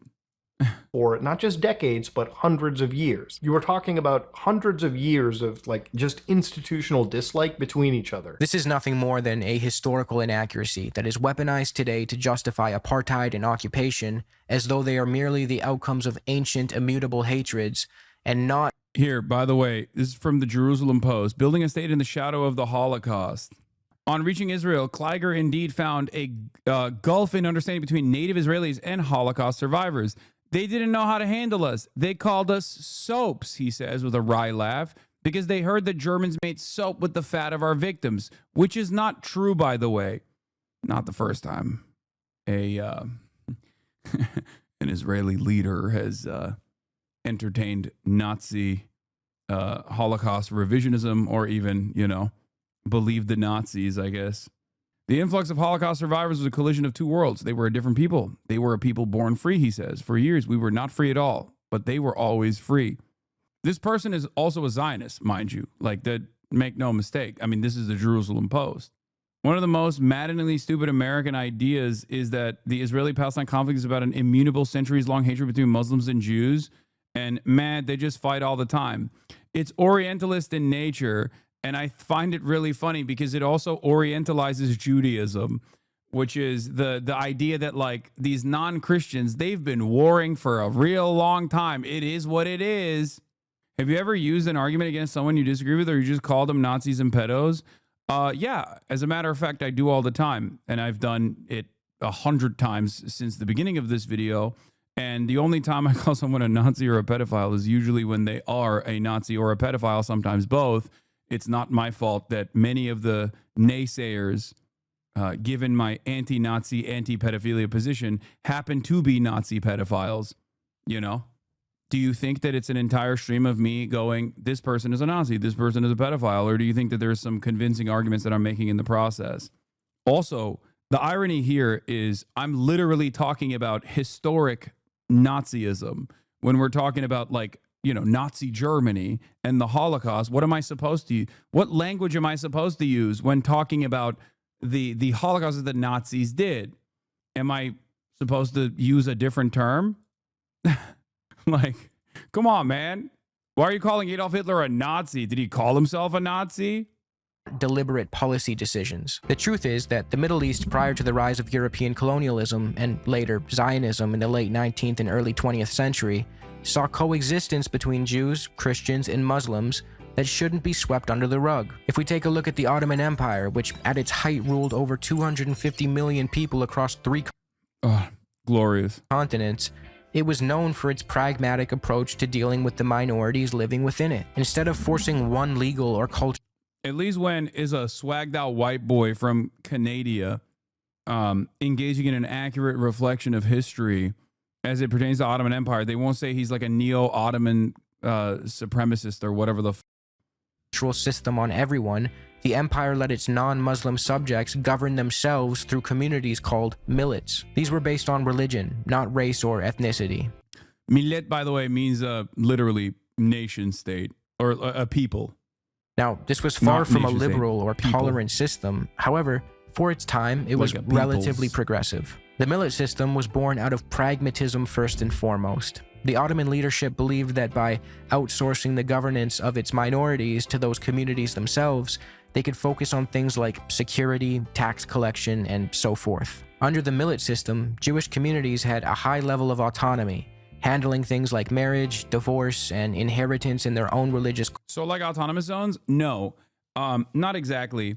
Because it spanned across so many different cultures and so many different ethnicities, so many different religions, due to, as overzealots correctly identified, the pragmatism of being able to control such a wide swath of land, the Ottomans decided, unlike a lot of Christian empires, that the best possible way was not through forcible conversion, but instead to just like allow people to govern themselves, and then and in the process just like let localities engage in... No, it's not even a self-segregation thing. No, not at all. It's just like if you have your own local form of governance, as long as you pay jizya, as long as you pay a tax to the empire, nobody gives a shit.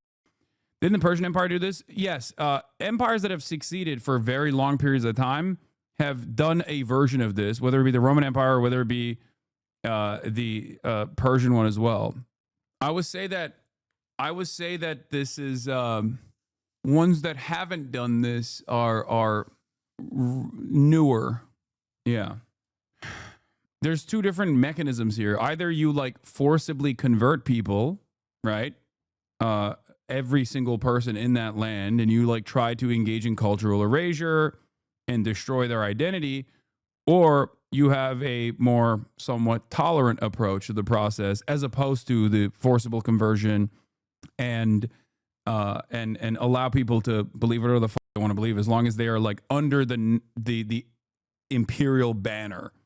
I was going to say under the banner of the nation state, which didn't exist at the time. So like, obviously it's like, you're part of the Ottoman Empire. You do whatever the fuck you want to do.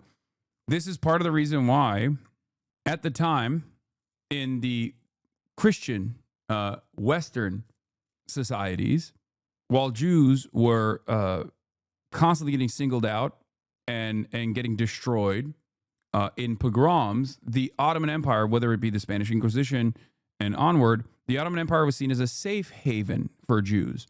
And many Jews actually went into this region directly as a consequence of that. Courts led by their own rabbis. The Ottoman state not only allowed this, but often stepped in to protect it, helping preserve Jewish cultural and religious life. Within the legal framework of the Ottoman Empire, non-Muslims were considered dhimmi, meaning protected people. Although Jews and other minorities were treated better under Ottoman rule as opposed to the way Jews were treated in Europe, the dhimmi system was still ultimately a system predicated on subordination. But again, for its time, it was relatively progressive. Dhimmi status— Oh no, for sure, it was woke as opposed to the way other. I mean, yeah, you got Inquisition on the one side, and you got the Ottoman Empire on the other side. Yeah, of course, it's gonna look like a safe haven because it was. So they did not discriminate, but they call them protected people. Like Muslims have to serve in the military, and non-Muslims specifically have a different role to play in the military through the Devshirme program, and not just the military, but like to the highest positions in Ottoman society. Like some of the best Ottoman historical figures are literally non-Muslims that came from the Devshirme program. Some of the greatest pieces of architecture that was designed were designed by people from the Devshirme program, and which is, again, by today's understanding, a horrifying practice. You're literally taking kids at an early age and putting them in a farm program. Basically, you're like scouting non-Muslim children to Mimar Sinan is the example I was thinking of. Like the Janissaries as well. Rather Turkish than Papist is a Dutch Christian reformist saying in the 1500s. Yeah, the first historic black pilot in the world is Ahmet Ali Çelik'ten, and I only found out about it later, but he flew in 1914 in World War I. This was basically a deal. Non-Muslims could live, worship, and keep their property in peace as long as they stayed loyal to the state and paid a special tax called the jizya, which also got them out of military service. Yeah. Another point that is imperative to understand is that Jews were not subordinated on the basis of their Jewish identity. They were subordinated for not being Muslim. Christians were too. Jews and Christians were also allowed to convert to Islam under Ottoman rule and rid themselves of dhimmi status, an offer not available to Jews living in, say, Germany, whose Jewishness was perceived to be in their blood and immutable. Funnily enough, that sort of transformation from religious group to quasi-racial group is also parroted by the Zionists. Remember that Jabotinsky quote from earlier? The one about Jewishness being in the blood and intrinsic? Anyway, back to the Ottoman Empire. By the 19th century, the Ottomans entered a period of reform called the Tanzimat, from 1839 to 18... This is where homosexuality was decriminalized. It was never criminalized prior, but it was decriminalized in the books. 1876, aimed at modernizing the state. It focused on centralizing power, updating the military, and shifting from a religiously divided system to a more secular idea of equal Ottoman citizenship. The Tanzimat era kicked off with bold reforms and decrees that redefined how the Ottoman state related to its people. The first major step was the 1839 Noble... His grandson is a Hasan Abi head? Wait, what? Do you know that? No shot. No way. Is that for real? Does he still live in Turkey? I don't know if you're making that up. That'd be dope. Edict of the Rose Chamber. This imperial decree was a turning point in Ottoman history. It guaranteed all subjects the security of their life, honor, and property. It also called for fair taxation, a more just system of conscription, and most importantly, declared Muslims, Jews, and Christians equal before the law. This was followed by the 1850... Yeah, this is why the Ottoman Empire fell, because they went woke. Go woke, go broke, dude. That's true. Whoever said that in the chat, I agree with you. 1956 imperial rescript, which doubled down on equal rights, formally scrapped the jizya tax, and effectively ended the dhimmi system, pushing the idea of a shared Ottoman citizenship. For Jews and other minorities, this marked a turning point, offering new legal rights and a path to full civic inclusion. Let's stop to note that the 1856 Ottoman Empire treated Jews better than 2025 Israel treats Palestinians. Now, don't take this as me saying that the Ottoman Empire was some kind of humanistic Yeah, DEI killed another empire, just like the Roman Empire. paradise. That's not my point. They did plenty of horrific and rotten shit. The Armenian genocide comes to mind, but what I am saying is that during this period, Jews experienced a level of coexistence and peace with their neighbors that was unmatched in Europe, especially during the Tanzimat reforms. This upward momentum for Jewish people could be seen in the way they thrived and succeeded in places like Iraq. Jews have been in the land that came to be known as Iraq for ages. By the early 1900s, they made up a huge chunk, about a third of Baghdad's population. This long history is part of what led to their sense of belonging in the region. Historian Avi Shleim, an Iraqi Jew who grew up in that community, says Jews were neither newcomers nor outsiders. Definitely not intruders. Jews were early trailblazers in modernizing Iraq. They even opened the first modern school in Baghdad back in 1864. Jewish people also assumed prominent roles in finance and trade. They were so central to their community's way of life that, as Shleim recalls, the major markets in Baghdad would shut down on Saturdays in observance of the Jewish Sabbath. And as Ottoman rule ended and British rule began, the new Iraqi constitution of 1924 further solidified the legal status of Jews in the region as full and equal citizens. Jews went on to have seats in parliament. So as greater as just the Ottoman Empire? It used to be, yes. As a matter of fact, Theodore Herzl, before going to European colonists, went to the Ottoman Empire outright to say, give me this area. And of course, the answer was no.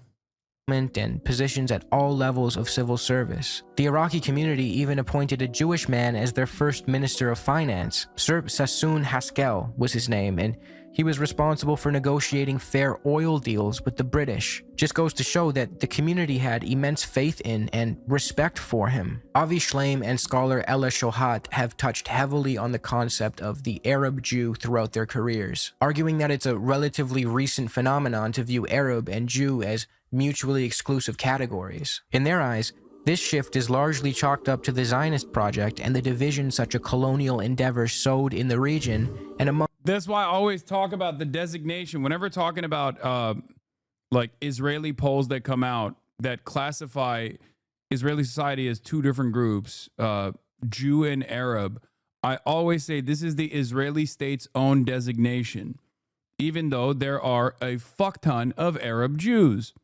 They're classified as Jews, okay? Sephardic and Mizrahi, specifically Mizrahi Jews, are a specific subcategorization to elevate Arab Jews to the status of Jew rather than the status of Arab. That's why people who are, pro-Palestine or people who are real ball knowers will always say those are Palestinian citizens of Israel when talking about the Israeli classification of Arab. Arab just means non-Jew.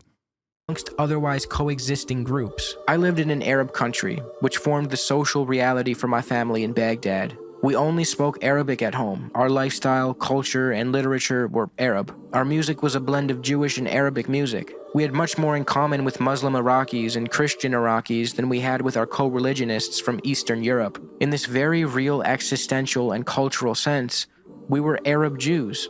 I know the notion is controversial, and Israelis say it's an impossibility. Yeah, Israelis get real butthurt.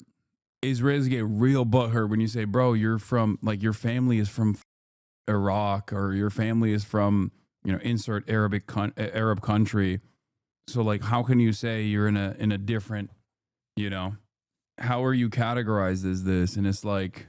But I don't see why, Shleim says. He even goes as far as to say that Jews of Arab lands are actually another victim of Zionism, after the Palestinians, of course. This is worth mentioning because Zionists will argue that the Jews from the MENA region were primarily victimized by Arab nationalism or Arab anti-Semitism, which gave rise to Zionism. The Arabs created 1 million Zionists.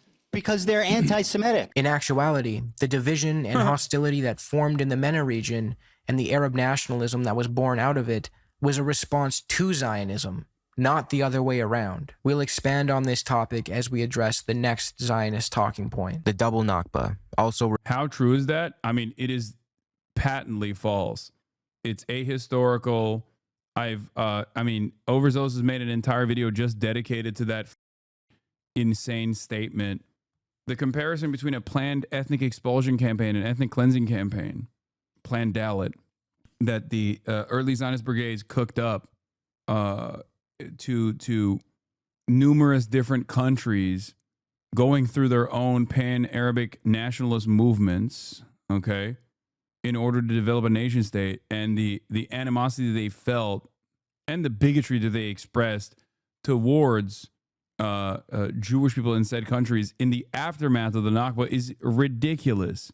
The difference, of course, between the duality of Islamophobia, or the double standard between Islamophobia and anti-Semitism, is that you can say that about Arabs as a monolithic force or Muslims as a monolithic force, and no one reads it as like an incredibly racist statement. But of course, if you say that about Jews, then everybody understands that that is anti-Semitic and completely not permissible. The difference, of course, is that both are not permissible forms of bigotry.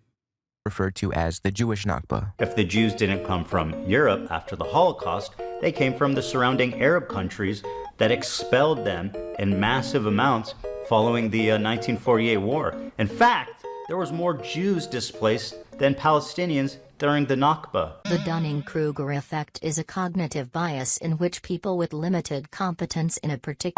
This talking point attempts to convince you that there was a uniform mass expulsion of Jewish people from the MENA region following the 1947 partition of Palestine and the subsequent 1948 war for Palestine. Often referred to as the Jewish Nakba or the double Nakba, this narrative is a propaganda tool aimed at diminishing the severity of the Palestinian Nakba by falsely equating it with the experience. It's so crazy because, like, we've explained this, so many people much more knowledgeable than myself, and I have also attempted to try and explain this concept to both Ethan and other people that engage in this kind of idiotic propaganda, and yet they just like never understand it. Like half of the countries that Ethan presents in his context puke, which I obviously went through in great detail on my YouTube page as well, if you want to go and watch that, it's like 8 hours long, are countries that didn't even have autonomy. Like they didn't have any sort of like real national sovereignty. They were like under the banner of French colonial occupation, for example. You know what I mean? So the notion that this was like a similar planned expulsion of Jews from all of these other countries that Arabs were in control of is insane. Of Jews in the MENA region. By advancing this dishonest claim, the Zionist project seeks to deflect criticism of its ethnic cleansing of Palestinians, shifting the focus to a supposed symmetrical event of Jewish displacement. In doing so, it attempts to absolve itself of blame and avoid responsibility for honoring the Palestinian right of return or providing compensation for what they lost. Avi Shlaim has a powerful passage refuting this harmful narrative in his book, 3 Worlds, where he writes, "The purpose of this narrative is to create a false symmetry between the fate of two communities. This narrative is not history, it's the propaganda of the victors. Honest history has to acknowledge the part played by all the governments concerned in causing this man-made tragedy. The main difference is that the Palestinian refugees, for the most part, were ethnically cleansed by the Israeli armed forces, whereas the Arab Jews, with a few exceptions, were given by the Arab governments the option of leaving or staying." This sentiment is corroborated by Israeli historian Tom Segev, who wrote, "Deciding to emigrate to Israel from one of the Arab countries was often a very personal decision, as it was in Europe. It was based on the particular circumstances of the individual's life. They were not all poor or dwellers in dark caves and smoking pits, nor were they always subjected to persecution, repression, or discrimination in their native lands. They immigrated for a variety of reasons, just as the ones who had immigrated from Europe, depending on the country, the time, the community, and the person." This suggests that Middle Eastern and North African Jews experienced a range of different living circumstances. Some were bad, Some were relatively normal, in the words of Mossad agent Ephraim Shiloh, who visited North Africa to gauge the situation for himself. The double Nakba theory ultimately transforms the Jews of the Middle East and North Africa, or the Mizrahim, into a bargaining chip for the Zionist movement, a movement they, for the most part, originally wanted little to do with. This talking point erases the Mizrahim's rich, unique identities and, as Ella Shohat argues, imposes an Arab versus Jew binary. The double Nakba narrative relies on a racialized and monolithic understanding of both Arabs and Jews. It imagines a unified Arab world acting in concert to expel a unified Jewish people, which just isn't the case. In reality, Jewish emigration from many countries took place over the course of decades for many different reasons. And once those North African or Middle Eastern Jews made it to Israel, they were horribly mistreated by the racist Ashkenazi establishment. They were viewed as backward, primitive, and frequently referred to as bad human material, but more on that in a bit. This migration of Mizrahi Jews was triggered largely due to colonial Zionist settlers taking over Palestine and ethnically cleansing the native population, resulting in a reaction by other Arab communities in the region. Furthermore, the Zionist movement played a key role in speeding up the immigration of Middle Eastern Jews to Palestine. They did so through various methods, ranging from secret deals with heads of states, all the way up to false flag bombing campaigns in which Zionist actors would bomb Jewish targets in Muslim-majority countries and then blame the attacks on Muslims to instill panic and accelerate Jewish migration to Palestine. And don't worry, we will go into detail about this soon. Those who use the double Nakba talking point often leave out how the Zionist movement and the State of Israel actively put Jews across the region in positions of immense danger in order to create hostile environments for them and ultimately... Are Arab Jews persecuted in Israel? No, not any longer. They have firmly been made a part of the in-group due to the subcategorization that we just talked about, which is that there's Arab and then there's Jew in Israel. So all of the Mizrahi population are considered a part of the Jewish in-group. There is still some level of discrimination against.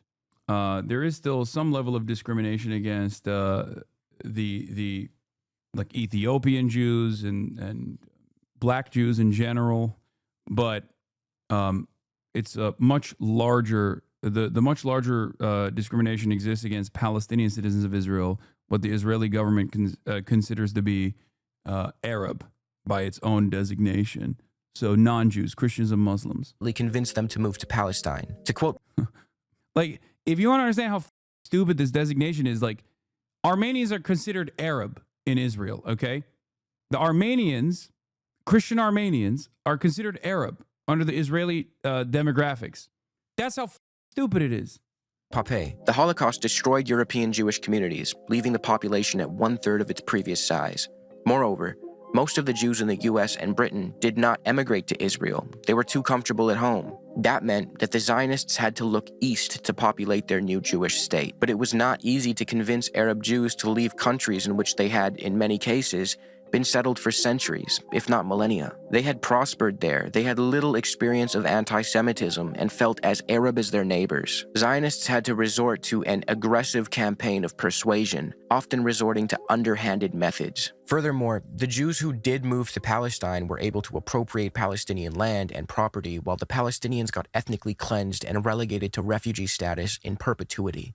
These two situations are not symmetrical. So for this segment, we will look over specific countries in the MENA region and detail how exactly their Jewish populations withered away. This will illustrate that Jewish displacement in the region was a slow, prolonged process and the result of many different primary causes, far from this imagined synchronous expulsion of Jews by Muslims. Before we get into the specifics, it is important to understand that Jewish communities did suffer in the MENA region as a result of the Zionist movement and the animosities that flared up as a consequence. No one in their right mind would deny such a thing. There were some who wrongfully took the bait and conflated their Jewish populations with Zionism, which is exactly what the founding figures of Zionism wanted. Herzl can be quoted saying, "The anti-Semites will become our most dependable friends, the anti-Semitic countries are allies." However, it's important to understand that this hostility was a reaction. This was cause and effect, not indicative of some primordial, intrinsic Arab anti-Semitism.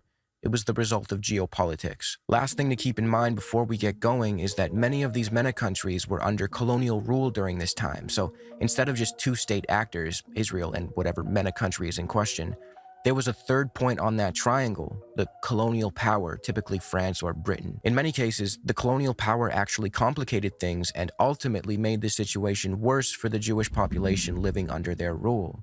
Algeria is a good example. Algerian Jewry is probably the clearest example that debunks the whole synchronous expulsion from the Arab world narrative. What happened to them had more to do with how deeply tied they were to the French colonial system and the special treatment they got. The turning point was the Crémieux Decree of 1870, which gave French citizenship to the Jews native to Algeria, but not their Muslim, Arab, or Berber neighbors, who were kept as second-class indigenous subjects under the brutal Code de l'Indigénat. This decree completely changed the trajectory of Algerian Jews. It legally separated them from the rest of the population and tied them to France instead. They quickly adopted French language and culture, which only widened the gap between them and their Arab neighbors. Over time, this made them increasingly alienated from the growing Algerian nationalist movement, which saw them as aligned with the colonial oppressors.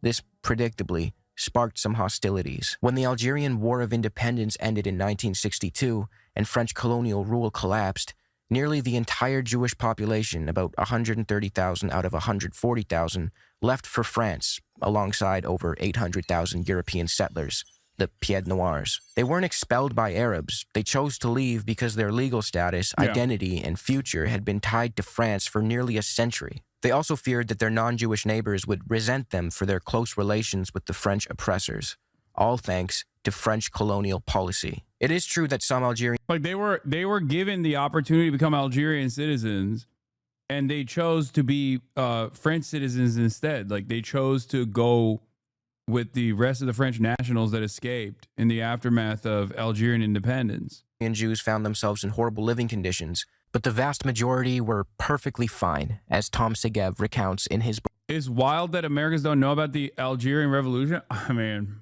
is it that wild? I mean, it was so important to another anti-apartheid, anti-colonial movement, South Africa. That's why Nelson Mandela was sent to jail. He went there. He trained with the Algerian revolutionaries. And then when he came back to South Africa, they were like, "Oh, jail time for you. You're done." Book, The First Israelis. Only 30% of the Jews of Tunisia and Algeria had to be saved. The remaining 70% were in no danger. He then points out how the situation in Morocco was comparatively worse ever since 1948, but there were still Jews living normal lives and doing all right, further illustrating that Jews in the MENA region during that time period ought not to be viewed as a monolith. If we take a closer look at Morocco and examine the reasons for Jewish emigration, things took a turn for the worse after the creation of Israel in 1948. There were riots and rising hostility, not just in Morocco, but throughout many parts of the MENA region due to the Zionists' crimes against the Palestinians and the subsequent refugee crisis that took place. Still, the Moroccan government had rules in place to prevent the immigration of Jews, specifically from 1956 to 1961. Now, this wasn't out of some love for Jews or a desire to keep them around. It was mostly about economic concerns. The key to understanding why Moroccan Jews left is Operation Yakin from 1961 to 1964. This wasn't some sudden expulsion, it was a clandestine, organized migration deal between Israel's Mossad and King Hasan II of Morocco. Israel basically paid Morocco to let Jews leave, $500,000 up front and then $100 per person for the first 50,000 people, and $250 for each person after that. So yeah, it was basically a paid population transfer. Over 3 years, close to 100,000 Moroccan Jews emigrated. Most ended up in Israel while some went to France or Canada. A lot of Moroccan Jews left by choice. Some were Zionists. Others just wanted better opportunities, but there was also immense pressure coming from the Zionist movement. Tom Segev points out that Zionist agents on the ground weren't always gentle, and in some cases, Jews, especially from rural areas in Morocco, were virtually taken aboard the ships by force. Israel needed Jews to emigrate because they needed what they referred to as human material to secure a demographic majority, exploit for labor, and fight in their wars. Even though they considered Mizrahi Jews to be bad human material, they were useful insofar as they could replace Arab labor, which the Zionists wanted none of. So when we look at what happened in Morocco, it wasn't a clear-cut expulsion or heroic rescue by the Zionists. It was kind of a backroom deal. Morocco wanted money, Israel wanted immigrants, and Moroccan Jews ended up caught in the middle. When analyzing this period in history, we can see Arab countries not only fail to act in unison in some mass expulsion, but oftentimes we can see completely different strategies coming from different Arab countries.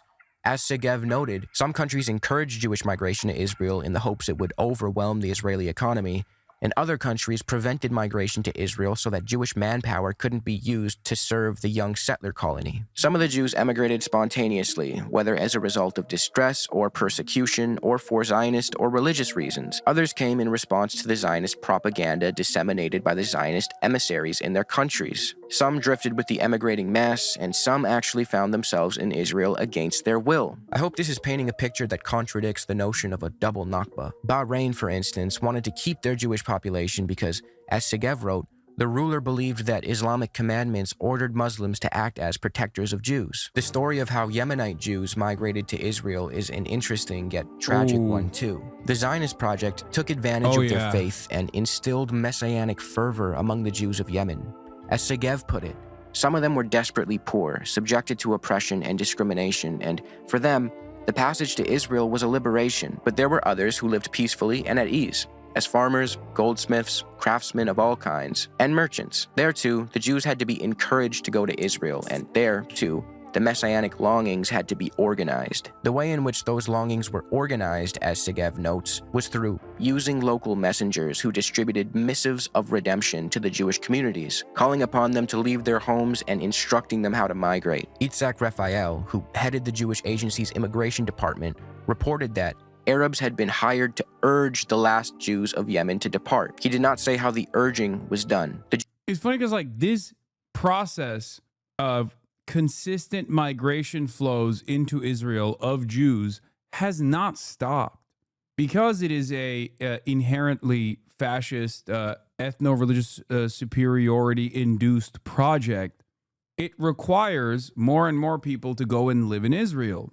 And the modern version of this is obviously not as sinister, if you will, but it's birthright.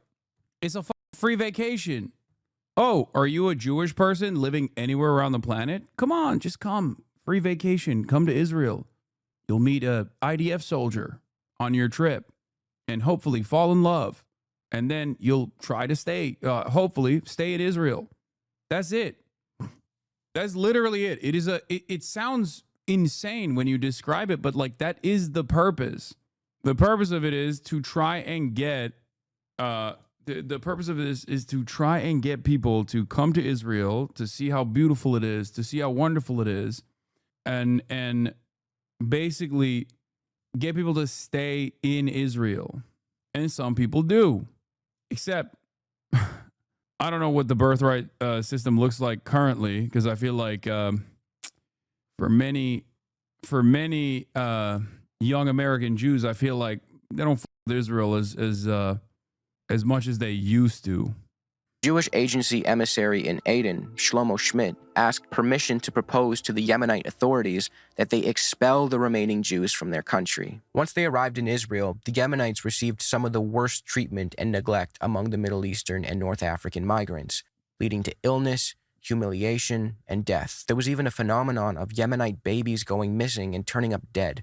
Hundreds of them. To this day, the Israeli government has not properly addressed or atoned for this tragedy known as the Yemenite children affair. Mizrahi Jews during this period were expected to leave behind their ways of life, which the Ashkenazi establishment viewed as primitive, and a European culture was forced onto them. Haaretz once published, "The peculiar tragedy with these immigrants, Jews from the MENA region, in contrast to the bad human material from Europe," meaning Holocaust survivors, they referred to them as bad human material too, by the way, "is that there is nothing to hope for from their children either." Nothing like the quote-unquote safe haven for Jews calling Mizrahis and Holocaust survivors. Like there's two different forms of domination because there's also a racial pecking order within Zionism amongst Jews as well.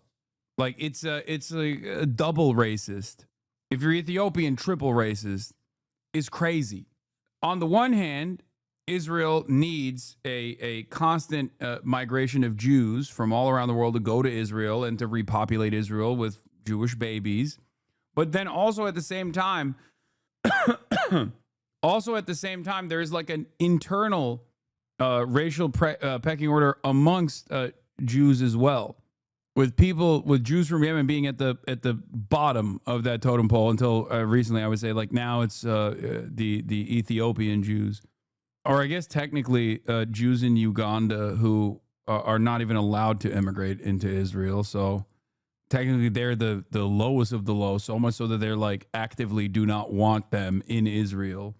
But I guess you could say that about Ethiopian Jews as well. But it's crazy. What he's going to describe to you is something that I've talked about a lot here as well. It's what Americans and Canadians did to the indigenous population through like residential schools. Like, it's a practice of just basically stealing children and then giving them to good crop families, white Ashkenazi Jewish families that were better integrated into the Western-focused Israeli society that was developing.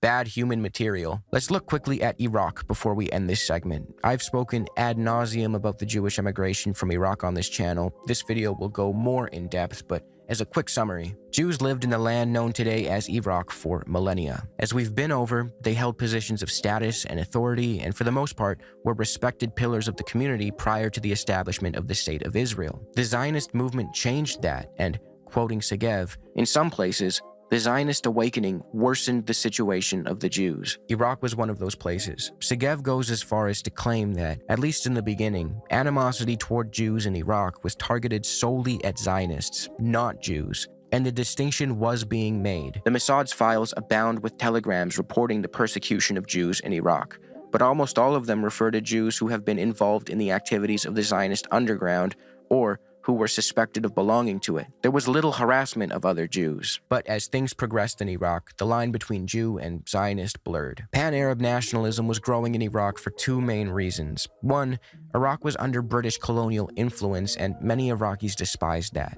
Since the British were the main sponsor of the Zionist project and were responsible for documents like the Balfour Declaration, some Iraqi nationalists perceived the Jews as in cahoots with the Brits, especially since the British, and the French in other instances, gave Jews preferential treatment out of the belief that they would be less susceptible to nationalist movements that would threaten colonial power.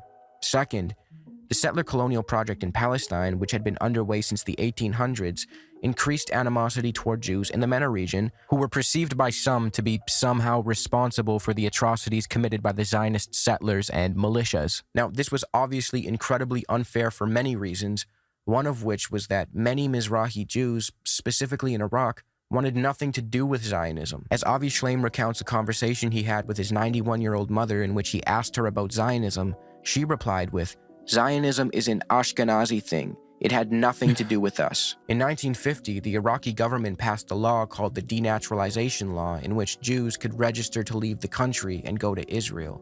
However, not many Jews signed up for this. For the most part, they didn't want to leave Iraq. But remember, the State of Israel needed that precious human material. So what did the Zionists do? Well, they bombed Jewish targets in Iraq to speed up the emigration process and scare the Jews into registering to leave the country for Israel. This campaign was fairly effective.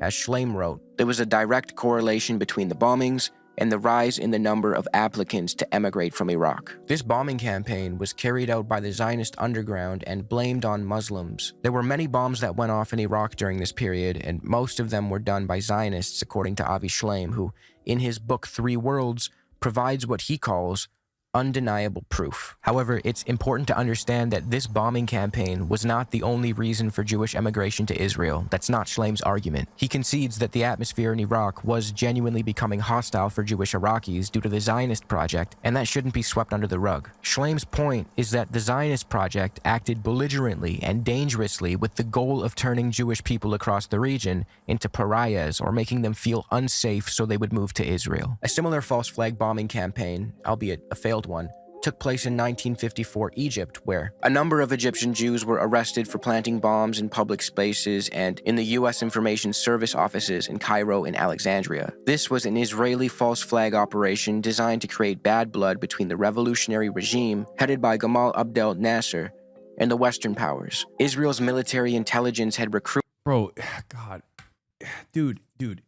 Israel has so consistently engaged in some of the most insane which they still do to this day. Total violation of whatever norms that people think they have. I mean, even the beeper attack, which is an insane act of terrorism, was applauded, was celebrated in Western media like it was so ingenious.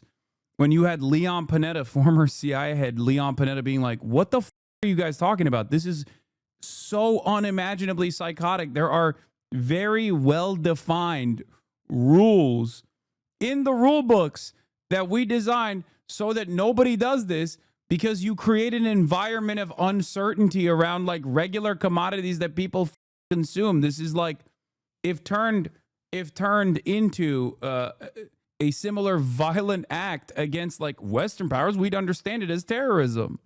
Is one of those things. Like, there are certain norms that countries abide by, and Israel has routinely violated those norms from its beginning all the way to its end, basically. And one of them is just, you don't assassinate heads of state. Obviously, America sometimes violates that as well, but like Israel doing it is like doubly because Israel is not America, right? It's supposed to be this sovereign nation state. Trained, and equipped the Jewish spy and sabotage ring. The Israeli officer in charge, Mayor Max Bennett, the same Max Bennett who had directed the false flag operations in Baghdad a few years earlier. Another sick aspect of the double Nakba theory is that it makes Palestinians pay for the wrongdoings of others. If an Arab in Iraq or Yemen or Egypt turns on his Jewish neighbor, why should a Palestinian be punished for that? Arabs, like Jews, are not a monolith. The experience of a French citizen Jew in Algeria choosing to move to France is not the equivalent to that of an Iraqi Jew fleeing Baghdad after a false flag bombing campaign, nor is it the same as a Yemeni Jew being airlifted to Israel amid a wave of messianic fervor stoked by Zionist emissaries. Nor does it resemble the experience of Jews who sought refuge in Lebanon, which was considered a relative safe haven after 1948. And when Lebanese Jews eventually chose to leave due to civil war and economic instability, they primarily moved to the US and Europe, not Israel. In fact, as Dr. Kirsten E. Schultz, author of The Jews of Lebanon, wrote, most Lebanese Jews were in complete agreement with the Arabs that Zionism and its endeavors in the land of Israel were the cause of all troubles. All that said, I'll conclude with this. The Jews from the MENA region emigrated to Israel for a variety of reasons. Some were fleeing poverty and discrimination. Some moved against their will. Many went to Europe, the US, and Canada, and many went to Israel. The ones who found themselves in Israel were unjustly discriminated against, not by Arabs, but by European Jews. Nonetheless, they were still able to expropriate Palestinian land and settle there, while Palestinians got ethnically cleansed. When an absolute moron like this guy tries to tell you that the Nakba was actually more devastating for Jews than Palestinians, he's engaging in a form of Nakba denialism. The original Zionist settlers sought to live in peace. Holocaust denialism. It's the same. It's fascism through and through. You know, you got to deny historic atrocities, of course, if you want to justify your fascist ideology, your fascist worldview. With the indigenous population. This narrative typically goes as follows. Jewish people sought refuge in the land of Palestine, not as settlers, but as benign co-inhabitants, yet the barbarous Arab population greeted them with hostility. This is the Zionist settlers wanted to coexist in peace argument. And if you've watched the video up until this point, I would have already refuted this argument along the way. But to reiterate, the original Zionist settlers did not want to simply seek refuge among the Palestinians. They wanted to eliminate and replace them. Well before even the 1920s, Zionist leaders are on record deliberating about how they could get rid of the Palestinians. Ben-Gurion reiterated his ambitions in 1937 when he wrote to his son that the real goal of the Zionist settler movement was not peaceful partition, but the possession of the land as a whole. Zionists looked down on Palestinians from the jump. As Miller Burrows put it, the attitude of the Zionists toward the Arabs, at its worst, has been that of our Western frontiersmen, who said that the only good Indian was a dead Indian. At its best, the Zionist attitude toward the Arabs has been patronizing and paternalistic. Burrows points out how the Zionists... Early leaders were frustrated with how nice some of the Jews were to the indigenous population. It's like, you need more smoke. What are you doing? It's true.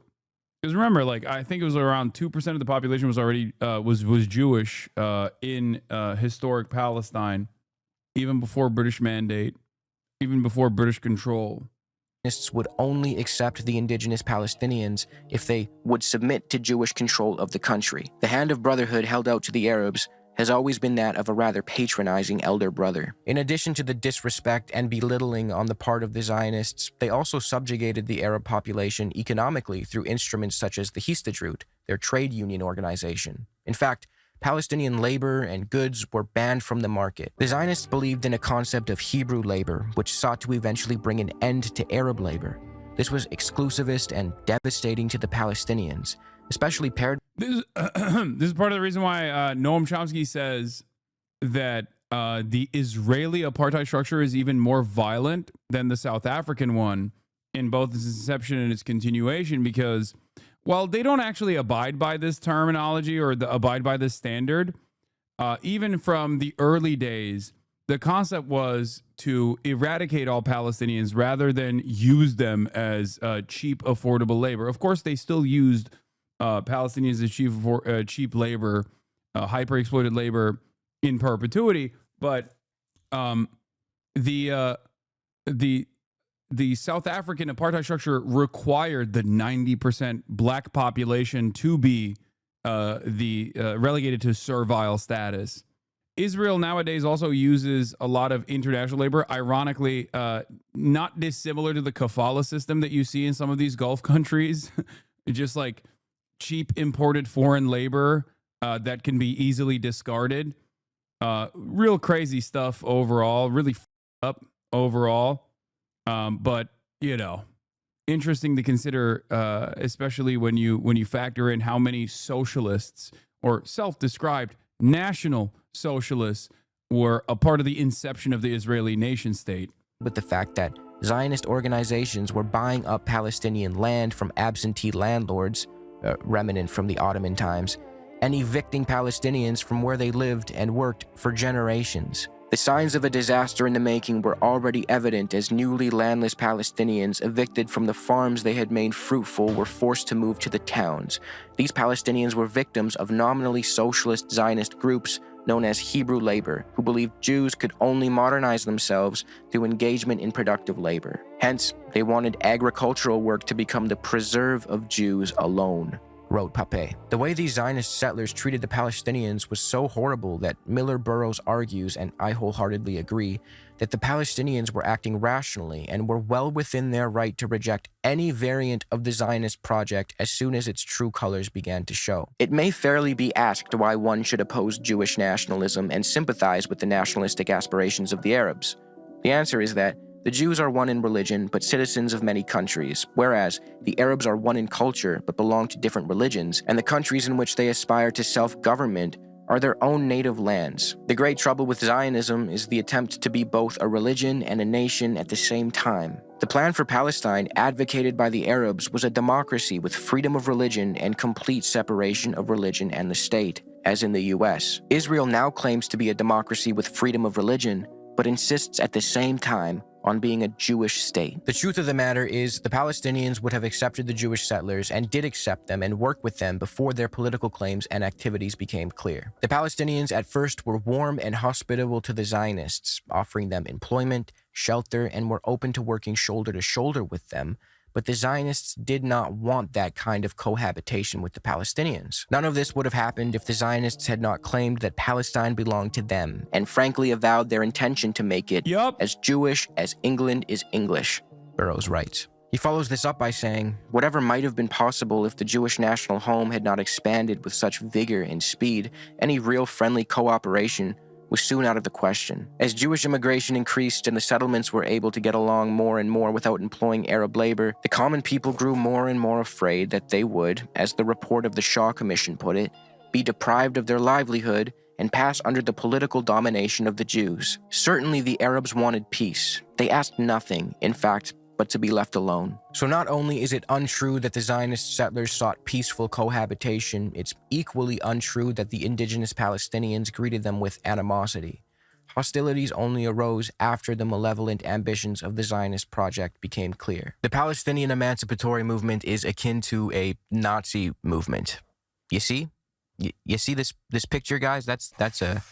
Remember when my former podcast co-host randomly brought forward a completely irrelevant allegation that I was just like the Palestinian Grand Mufti, a British colonial servant himself, ironically enough, was exactly like me, a dangerous anti-Semite. Incredible. That's an important Palestinian guy. I'm sure you've heard this talking point many times. It's commonly used by Zionists of all levels of notoriety, even Israeli prime ministers, from Naftali Bennett, who refused to sympathize with the plight of innocent Palestinians and instead chose to write them off as Nazis in a Sky News interview. Are you seriously keep on asking me about Palestinian civilians? What's wrong with you? Have you not seen what happened? We're fighting Nazis. To Israeli Prime Minister Benjamin Netanyahu, who infamously propagated the lie that it was actually the Palestinian Grand Mufti who gave Hitler the idea to exterminate Jewish people. This is so bigoted against Palestinians that he's looped all the way around to doing Holocaust revisionism. That claim of his, however, stems from the fact that the Grand Mufti of Jerusalem, Haj Amin al-Husseini, Israeli Jews care so much about anti-Semitism that they voted for this guy over and over again, by the way. Like, after he said that. So, that's pretty cool. Was, in fact, involved with the Nazis. You may have even seen this image before. That's him with... well, you know who the other guy is. So what's the deal with that? I asked my friend Chris Kunzler, who makes incredibly well-sourced and detailed videos on Israel-Palestine, to join us for this segment so we can pick his brain. I asked him to fill us in on how exactly this guy rose to a position of prominence within British Mandate Palestine. So al-Husseini was a member of one of the key notable families in Palestine at the time, the Husseini family, and this was kind of the key reason for his appointment. His half-brother was previously the Mufti of Jerusalem until he died in 1921, and then very quickly the Mufti took over. The Mufti basically came to his position because of collaboration with the British. According to Tom Segev, the Israeli historian, his brother had helped the British, and they saw the Mufti as a figure who would also be able to do this. In fact, the Mufti was brought by Ronald Storrs, who was the former governor of Palestine, to meet with Herbert Samuel, who was the first High Commissioner of Palestine. And very quickly, the Mufti explained that he was, going to collaborate with the British. He liked What? No way. Huh. that he thought that, they were able to support the Palestinian cause. And at this time, it wasn't really all that surprising. The elite class within Palestine believed that the British would help them. And so the Mufti was someone who was from a notable family. He was seen as someone that would work well with the British. And even if he opposed the concept of Zionism, he was going to be someone that, would help the British to control and administer Palestine. But the trajectory of the Mufti's relationship with the British changed dramatically during the Great Arab Revolt of 1936 through 1939, where Palestinians rallied against the British colonial rule and sought the end of British support for Zionism. So according to Hasan Kanafani, who's, a key figure within the Palestinian revolutionary movement, he says that during the 1936 Arab revolt in Palestine, that the Mufti was someone who helped to calm things down, that he was expressly thanked actually for the sermons that he was giving because they served to quell more revolutionary tendencies. Also, Kanafani is kind of opposed to him because he sees him as someone who was like, a member of the elite. He wasn't understanding the actual problems that Palestinians had. So during the beginning of the Arab Revolt, he was not necessarily the kind of person who the British would have been entirely opposed to. However, this sort of changed. He was always someone who opposed the two-state solution, who opposed Zionism. And so eventually the British kind of saw him as someone that was going to be a problem towards the implementation of the Zionist project. And he and many other leaders fled into exile following the Arab Revolt. See, Haj Amin al-Husseini, the Grand Mufti of Jerusalem, was a guy who was propped up by the British, and as things progressed, he turned on them, and down the line, he teamed up with their main enemy. After fleeing Palestine, he eventually ended up in Nazi Germany, and later became a propagandist. As Ilan Pape wrote, he landed in Nazi Germany in 1941, making radio broadcasts to mobilize Arab Muslims against the British. At the time of the Second World War, he was not alone in acting according to the maxim, "The enemy of my enemy is my friend." His flirtation with the Nazis was short and insignificant, making no difference one way or the other to the war effort. However, especially considering that 11,000 Palestinians actually fought alongside the Allied forces against Nazi Germany. his association with the Nazis is still used to discredit the Palestinian liberation movement in the Israeli narrative. Unfortunately, the Israeli narrative seems to conveniently leave out the fact that thousands and thousands of Palestinians actually fought the Nazis, and 12,000 Palestinians.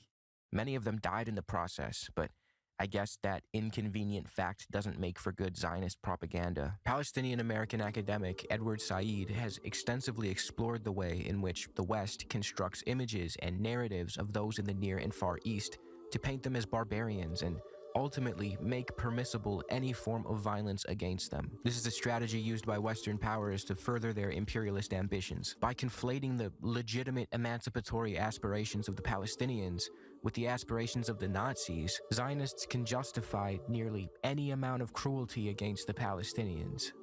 To have an other which is barbarous is obviously great in the sense of like inflicting violence on them, and it justifies the techniques of control that are inhuman in many cases that are used on people, specifically in the context of Palestine. You know, the inhuman control. You'll regularly hear a Zionist who is, you know, full blown be like, well, we need the checkpoints because the Palestinians, they're always doing terror attacks. And it's just a really unbelievable thing to say because it's a complete and utter degradation of like people's normal existence. People wait for 10 hours at those checkpoints. So in one way, it's a justification of techniques of control, but you also have is the justification of extreme violence. You know, if Palestinians are portrayed as savages, we hear about all the savagery of October the 7th.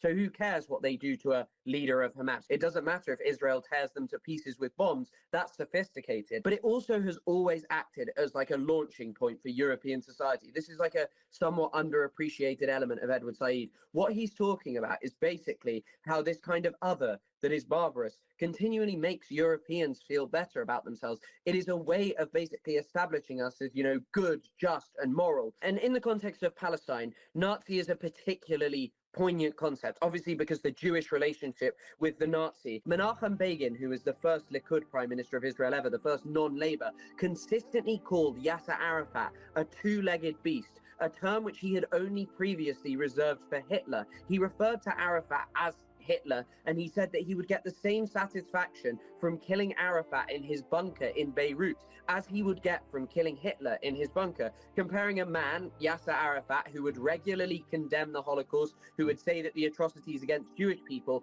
were totally inappropriate and that his problem was with Zionism and that the Palestinians had experienced it at its hands, to someone who believed in an extremist form of racist identity politics. What this effectively does is it places Palestinians not as people with reasonable demands, not as human beings who want to have dignity and equitable solution, but rather people who are akin to the Nazis. By framing Palestinians as Nazis, kind of where you get to is this point where they are dehumanized. They are not people engaging in regular politics. They are evil monsters who need to be dealt with the same way that the Nazis were. So the reason that Zionists are so dead set on the Mufti is because this is the most concrete evidence that they have. Joseph Mossad notes an example of this where like fake evidence was produced as far back as the 1940s. The Jewish Agency in 19... Ironic because there were more firm commitments and collaborations between one of the early Zionist brigades and Nazi Germany.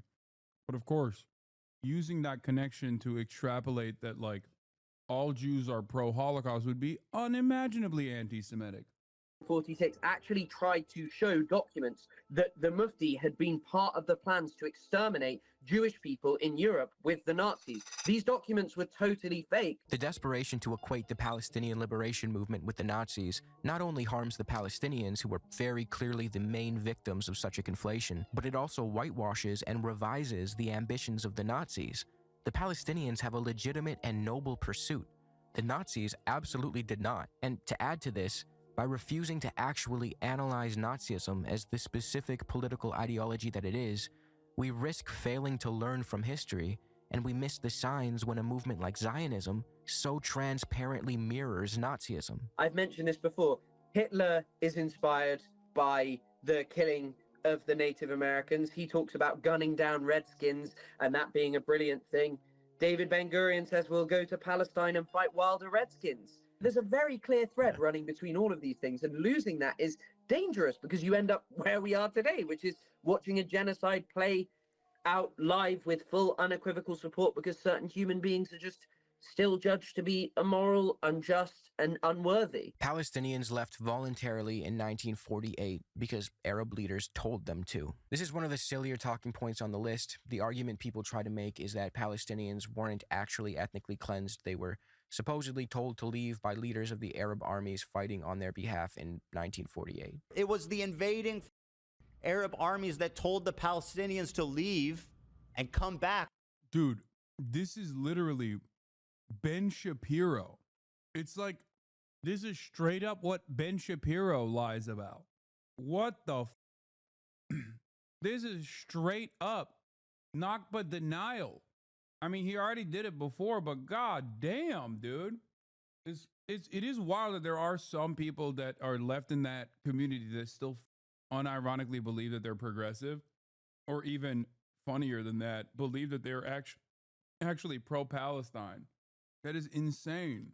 When the war was over. But this ignores the fact that Zionist plans to deliberately ethnically cleanse and replace the Palestinian population are well documented and were already underway before the Nakba. Even supposed voices of consciousness in the Zionist movement, like Burl Katz-Nelson, spoke of transferring the Palestinian population well before 1948. Keep in mind that the term transfer in this context is used euphemistically. As Palestinian historian Noor Mashallah points out, especially by figures like David Ben-Gurion, who used it as a substitute for expulsion. I mean, we could see the guy clear as day writing to his son saying that he's trying to expel the Arabs and take their place. Evil Danny DeVito over here wasn't that great at keeping it a secret. I'm going to really quickly read a few passages that refute this talking point. I could spend all day on it, but this video is already going to be insanely long, so I gotta speed things up. Shlomo Ben-Ami, who is not exactly an anti-Zionist in any capacity given that he's worked for the Israeli government, has refuted this narrative himself in his book, Scars of War, Wounds of Peace. It's not at all clear, as maintained by a conventional Israeli myth, that the Palestinian exodus was encouraged by the Arab states and by local leaders. Benny Morris found no evidence to show that either the leaders of the Arab states or the Mufti ordered or directly encouraged the mass exodus. Indeed, Morris found evidence to the effect that the local Arab leadership and militia commanders discouraged flight, and Arab radio stations issued calls to the Palestinians to stay put, and even to return to their homes if they had already left. True, there were more than a few cases where local Arab commanders ordered the evacuation of villages, but these seem to have been tactical decisions taken under very specific military conditions. They did not respond to an overall strategy either of the local Palestinians. Also, what's really interesting about that is that, okay, let's say Arab commanders told the Palestinians to leave. Why did Israel not let them return? They're civilians. Why has Israel not allowed them to return to this day? Like, what are you even talking about? Yeah, let's say there was a tactical retreat or whatever the Arab commanders were like, you have to leave your homes right now. And everyone was like, okay, I'm leaving my home. Okay, why can't they return then? What do you mean? People don't understand, even throughout like medieval times, like wars are waged, but the civilians are supposed to be, I mean, not always, but civilians are supposed to be allowed to continue existing in the place that they were with just new rulership, new ownership. What are we talking about? Unless they take people as slaves, which has happened quite a bit as well. Yeah, you can't collect taxes from the peasantry or even rebuild a new standing militia from the peasantry if you kill all the peasantry or you expel them. Leaders or of the Arab states. It was the invading Arab armies that told the Palestinians to leave. As Ilan Pappé explained, this myth, originally invented by the Israeli Foreign Ministry, was a way to dodge responsibility for the Palestinian right of return. At the time, the U.S. government, especially under John F. Kennedy, was pressuring Israel to address the refugee crisis caused by its ethnic cleansing campaigns. To deflect blame, Israel hired researchers and scholars to fabricate evidence suggesting that it was Arab leaders, not Israeli terror organizations, who forced Palestinians to flee. One such scholar was Moshe Moaz, whose work Ben-Gurion cited as proof beyond doubt that Palestinians left because the Arab leaders instructed them to. But even Moaz later admitted that his research wasn't about historical accuracy. He was just fulfilling a political assignment. In his book, The Ethnic Cleansing of Palestine, Pape further refutes this nonsense by writing, "Using primarily Israeli military archives, the new Israeli historians were able to confirm many cases of massive expulsions from villages and towns and revealed that the Jewish forces had committed a considerable number of atrocities, including massacres. The Israeli foundational myth about a voluntary Palestinian flight the moment the war started in response to a call by Arab leaders to make way for invading armies holds no water. It is a sheer fabrication that there were Jewish attempts, as Israeli textbooks still insist today, to persuade Palestinians to stay. As we have seen, hundreds of thousands of Palestinians had already been expelled by force before the war began, and tens of thousands more would be expelled in the first week of the war." See, in truth, Palestinians were victims of Israeli paramilitary. I can't stress this enough. Why would they not be allowed to return? Why would the civilians not be allowed to return? Even if it was the Arab militaries that were like, oh, you have to leave now. Civilians are not a part of the warring faction. That's not how this works. Hello. I know this is very difficult for someone who's a defender of Israel to understand. Civilians, different than standing armies, different than any sort of like militant resistance. Civilians are civilians. Now, of course, I can think of one reason why you wouldn't want civilians to return. It's because you have demographic concerns. And the only reason why you would have demographic concerns is if you're a Nazi, which is what Zionism is. Organizations who carried out a premeditated ethnic cleansing campaign known as Plan Dalit, which entailed large-scale intimidation, laying siege to and bombarding villages and population centers, setting fire to homes, properties, and goods, expulsion, demolition, and finally, planting mines among the rubble to prevent any of the expelled inhabitants from returning. In David Ben-Gurion's own words, the prime objective of Plan Dalit was the cleansing of Palestine. Israel exists to keep Jews of all kinds safe. Okay, really quick, let's recap why Israel does not keep Jews safe and is most definitely not a place for Jews of all kinds. There were the false flag bombing campaigns in Iraq and Egypt that we spoke about earlier. Those not only put Jews directly in harm's way by literally bombing them, but were also carried out with the intention of increasing hostility toward Jews in Muslim-majority countries so they'd feel pressured to move to Israel, which many of them did not want to do. Avi Shleim remarks on the irony of this in his interview with Novara Media, pointing out how Israel simultaneously claims to aspire to Jewish safety, yet was endangering Jews across the region. Even if I knew for certain that not a single Iraqi Jew left Iraq to go to Israel because of the bombs, I would still think this is a real indictment of the state of Israel, because Israel was created to provide a safe haven for Jews, not to be harassing and threatening Jews in other countries. Shleim goes as far as to claim that Jews today are much less safe in Israel than they are elsewhere, and on top of that, Israel generates anti-Semitism, which harms all Jewish people, wherever they may be. There's no question that Jews in Israel today are less safe than anywhere else in the world. But it's much, much worse than that.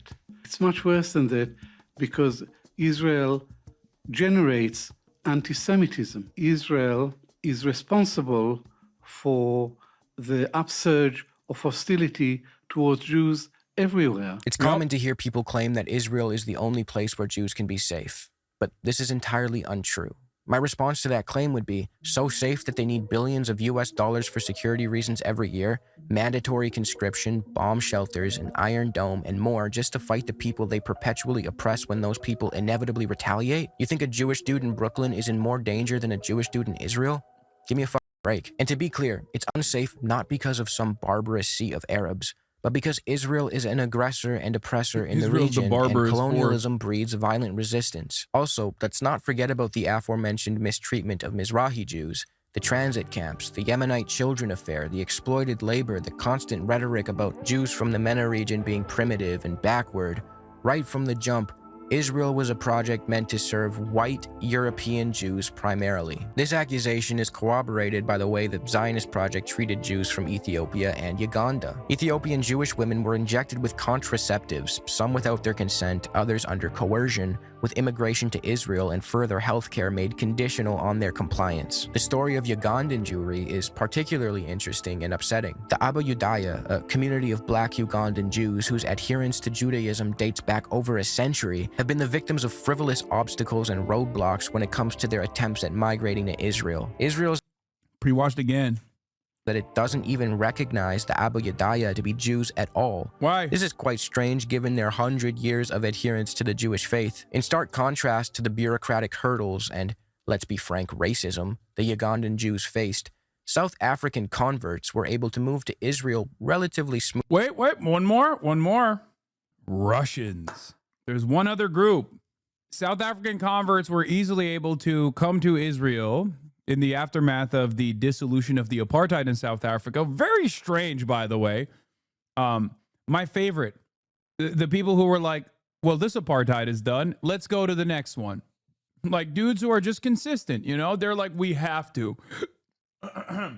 Yeah, I'm running away from the end of one apartheid and bouldering in the direction of another.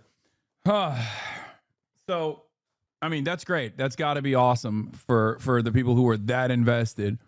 Also, there's one other group of people that were able to come to Israel without having any sort of matrilineal tracing of Jewish ancestry, and that was Russians. Now, you might be wondering why. Well, it goes back to the same argument, which is Russians are white. Oh, that is what it is, baby. Smoothly. See, when the South African apartheid ended, some white South Africans didn't want to live in a democratic society, so they made the decision to move to another apartheid regime, Israel. They converted to Judaism and successfully made the move with little pushback from the Israeli state. This Ugandan creator, who is apparently not just Russians, white people from across the Soviet Union. Yeah, that's true. From all across the Soviet Union. It's so funny. They don't give a bro. White is right. The many children of the late Ugandan dictator Idi Amin, made a quick video talking about the subject, and I'll link it below. The Balfour Declaration settles it. This is a bit more of a niche talking point, but some Zionists will invoke the authority of the British, specifically the Balfour Declaration of 1917, as though that grants the Zionist movement any actual form of legitimacy. The truth is, the British were making all sorts of contradictory promises back in the day. The Mahmoud Hussein Correspondence of 1915 to 1916 saw the British promise to recognize Arab governance in the region post-World War I in exchange for the Sharif of Mecca launching a revolt against the Ottomans. This correspondence came before the Balfour Declaration, yet... There it is, boys. There it is. The Palestinian betrayal. To be fair, this is not reflective of broader Palestinian society's opinions on this. And I think that for the most part, this is before the Balfour Declaration for the record. Subject to the above modifications, Great Britain is prepared to recognize and support the independence of Arabs within the territories included in the limits and boundaries proposed by the Sheriff of Mecca. Great Britain will guarantee the holy place against all external aggression and will recognize the inviolability when the situation admits. Great Britain will give to the Arabs her advice and will assist them to establish what may appear to be the most suitable forms of government. Yeah. British people, British and French colonial occupation came to the MENA region because they recognized that if they were to take advantage of Arab revolts against the Ottoman occupation, it'd be much easier. Palestinians played a role in this as well. Silver Crow is coping, says, Ottoman Turks massacred us and treated us badly. Britain used this to trick us for support. It's just copium. It's all good. You know, look, I'm not going to hold a little L against you like that. Okay. I'm not going to hold it against you. Many Turks do, though. They're weird about that shit. Launching a revolt against the Ottomans. This corresponds. I'm just saying. Imagine believing the British, dude. Imagine believing the British. It came before the Balfour Declaration, yet it's not treated with any actual authoritative weight. Furthermore, if we're in the business of respecting the Balfour Declaration, Nur Mashala reminds us that The declaration affirms that the rights of non-Jews are to be respected. Why the cherry picking about which parts of the Balfour Declaration are important? At the end of the day, the Balfour Declaration was written and backed by notorious anti-Semites who wanted Jews out of their country so they could serve instead as...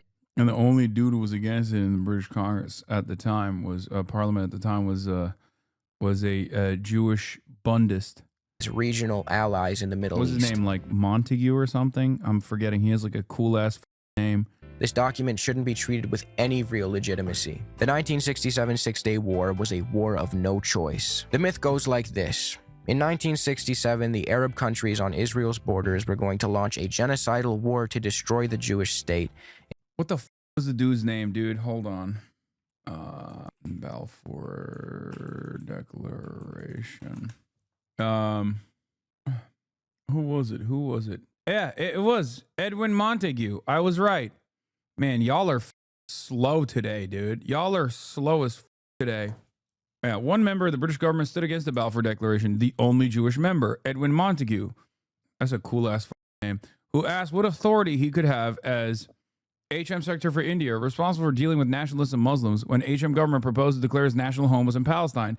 The writer added to the declaration about Jewish rights and status elsewhere owed something to this opposition, but not his alone. Yeah, don't even, Lake McGroove is 100% correct. Don't even act like you're not Quick Draw McGraw when it comes to drama links, okay? Even the mere mention of Ethan Klein goes, everybody is like dialed in, ready to go. I got 7,000 links in a matter of seconds, but you can't get the one Jewish guy who opposed the Balfour Declaration? Shame. And Israel had no choice but to launch a preemptive surprise attack and take them all out. So in 1967, the Arabs mobilized for all-out war. This is going to be the big war where they finally get rid of this nascent Jewish state that is less than 20 years old. And Israel instead launches a preemptive war. Now, the reality goes like this. I love that, by the way. Preemptive war is so funny. Has Israel ever done a first strike that was unwarranted? Because they've never admitted to it, okay? It's always just a sequence of incredible coincidences where, like, Israel blows up everybody in the neighboring region, and then they say, oh, we did it because they were going to blow us up already. You know, preemptive genocide is what's going on in Gaza right now, because there could be a hypothetical genocide of all Jews living in Israel in the future somehow. No, that's not Shapiro making up concepts. That is literally the established narrative. That is the established narrative. That's in history books, big dog. That's not like Benny Boy didn't come up with that on his own, I promise. In a period of rising tensions between Israel and its neighbors, largely exacerbated by border incidents, Israel's invasion of Egypt in 1956, deadly Israeli attacks in the then Jordanian-controlled West Bank, Israel's diversion of the Jordan River's water into its national... Yeah, Russia preemptively invaded Ukraine in a preemptive first strike because Ukraine, any moment, the Ukrainian forces were going to roll their tanks into Moscow. Yeah. Yeah, America preemptively invaded Iraq because Iraq was, any moment, Saddam was going to do a Ba'athist 9/11. Yeah. This time, Ba'athist style 9/11 was imminent. Water carrier leading to tensions with Syria and overall animosity. Egyptian President Gamal Abdel Nasser concentrated Egyptian troops in the Sinai Peninsula and closed the Gulf of Aqaba to Israeli shipping. This was his brinksmanship attempt, derived from a legitimate place of fear, to intimidate the Israelis into behaving. Despite Nasser's support for the Palestinian cause, it should be noted that there was a time where he was willing to engage in civil negotiations with Israel. As Pape put it, in the 50s, Nasser was willing to explore the possibility of a deal with Israel which would allow Egypt to have a land bridge with Jordan, as well as the return of the Palestinian refugees from 1948 and the creation of a Palestinian state. Israel was, per usual, uninterested in such a peace. On June 5th of 1967, Israel launched a surprise attack on its neighbors where it took out over 90% of Egypt's air force and enacted similar devastation to Syria's. Since Israel immediately took out the air capabilities of its enemies, it was able to swiftly defeat them as they had no air cover. Israel then went on to claim that they had no choice in the subsequent Israeli occupation of Gaza, the West Bank, parts of Syria, and parts of Egypt were noble, given that they won those territories in a just war that they had no option but to start. However, in truth, Israel's actions in 1967 were strategic and not the result of necessary defensive measures. Israel understood that since its enemies boasted larger militaries in terms of sheer numbers, any Israeli win would be conditioned on a preemptive strike. Israel also wanted to finish what it started in 1948 and occupy the West Bank and Gaza, as Israel believed it would be incomplete without the West Bank. In fact, at the time of the Israeli attacks on June 5th, there was a US-led diplomatic attempt to normalize relations between Israel and its neighbors already in the works. But Israel had no intention of... Very anti-Semitic attempt. ...providing the necessary time to the peace brokers, wrote Pape. He argues that Israel perceived the moment to be the perfect opportunity to correct history and lay claim to all of historical Palestine. I mean, Israeli Prime Minister Menachem Begin admitted himself that the official Israeli narrative of having no choice was... He said, "In June 1967, we had a choice. The Egyptian army concentration in the Sinai did not prove that Nasser was really about to attack us. We must be honest with ourselves. We decided to attack him." Israel pulled out of Gaza in 2005. Well, that's the other thing. The Israeli right, yes, it's literal terrorist Menachem Begin, who once was, I believe, outflanked by Joe Biden, where Joe Biden told him that they weren't going hard enough. Way back in the day. But also, there's two speeds in Israeli society. The far right will flex openly, okay, and the liberal Zionist contingency will go along with these with this myth making, with these narratives, make it seem as though it was like a preemptive strike because it was like imminent, invasion was imminent, it was going to destroy Israel, blah blah blah, all this. And the right will always be open about their intentions. This is proof that Israel wants peace. By and large, Israelis don't want to conquer Gaza. In fact, they left Gaza voluntarily in 2005. No, the Gaza pullout wasn't done out of a desire for peace or for the sake of the Palestinians. Ariel Sharon pulled the settlers and the army out of Gaza for wholly selfish reasons. First, there was no genuine withdrawal from Gaza to begin with. Instead of Israel's presence directly in the Strip, it moved right outside the Strip and besieged it, exercising control over what goes in and out, water, electricity, and more. Israel was, and still is, the occupying authority. Second, Sharon pulled the settlers out of Gaza so that he could prove on the world stage that such a messy situation was not worth trying in the West Bank. He also wanted to be able to attack and bomb Gaza from the outside without the risk of hitting an Israeli settler.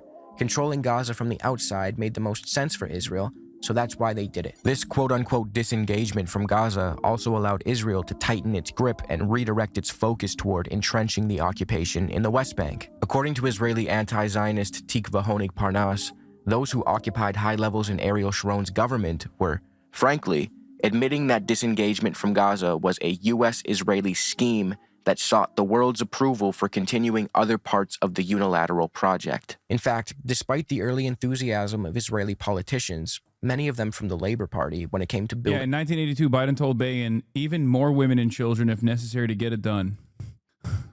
Real freak. Biden has been probably one of the most rabid ultra-Zionists in perpetuity, like in American history. And it's so funny because he's Catholic. Like, he doesn't even have the theological justifications for it at all. He's just been the guy who loves it. A guy who understood, I guess, like Israel's importance and really, really believed in Israel's importance, which is what he famously said with the words, "If Israel did not exist there, we would build it." Like, really understood the importance of Israel as a colonial spearhead.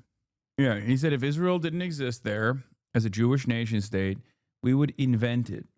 If we look at the Middle East, I think it's about time we stop, those of us who support, as most of us do, Israel in this body, for apologizing for our support for Israel.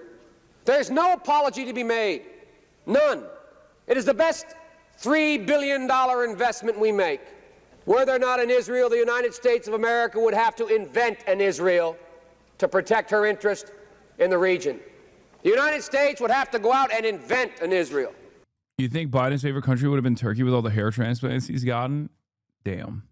This is why I say he's like such a disgusting monster, dude. What a animal he was. Well, is. He's not dead yet. Settlements in Gaza, by the 21st century, the consensus had shifted to leave Gaza for the sake of keeping the West Bank. In the words of Ariel Sharon's own senior advisor, the significance of the disengagement plan is the freezing of the peace process. Palestinians squandered every opportunity for peace. So I actually have a whole 35-minute video on this topic, so just go watch it. It's very detailed and covers all the main supposed peace negotiations between the Zionists and the Palestinians, and highlights how the Zionists are the ones uninterested in peace. And more importantly, uninterested in justice. I'll leave it at that for this video. If there's anything I missed, leave a comment and maybe I'll make a quick standalone video covering it the way I did with this one. Great video from Overzealots, one of the best and brightest of the new crop of Hasan heads making big moves. Okay? Incredible video. Definitely go and watch it. Watch it slower for extra engagement. Comment on it.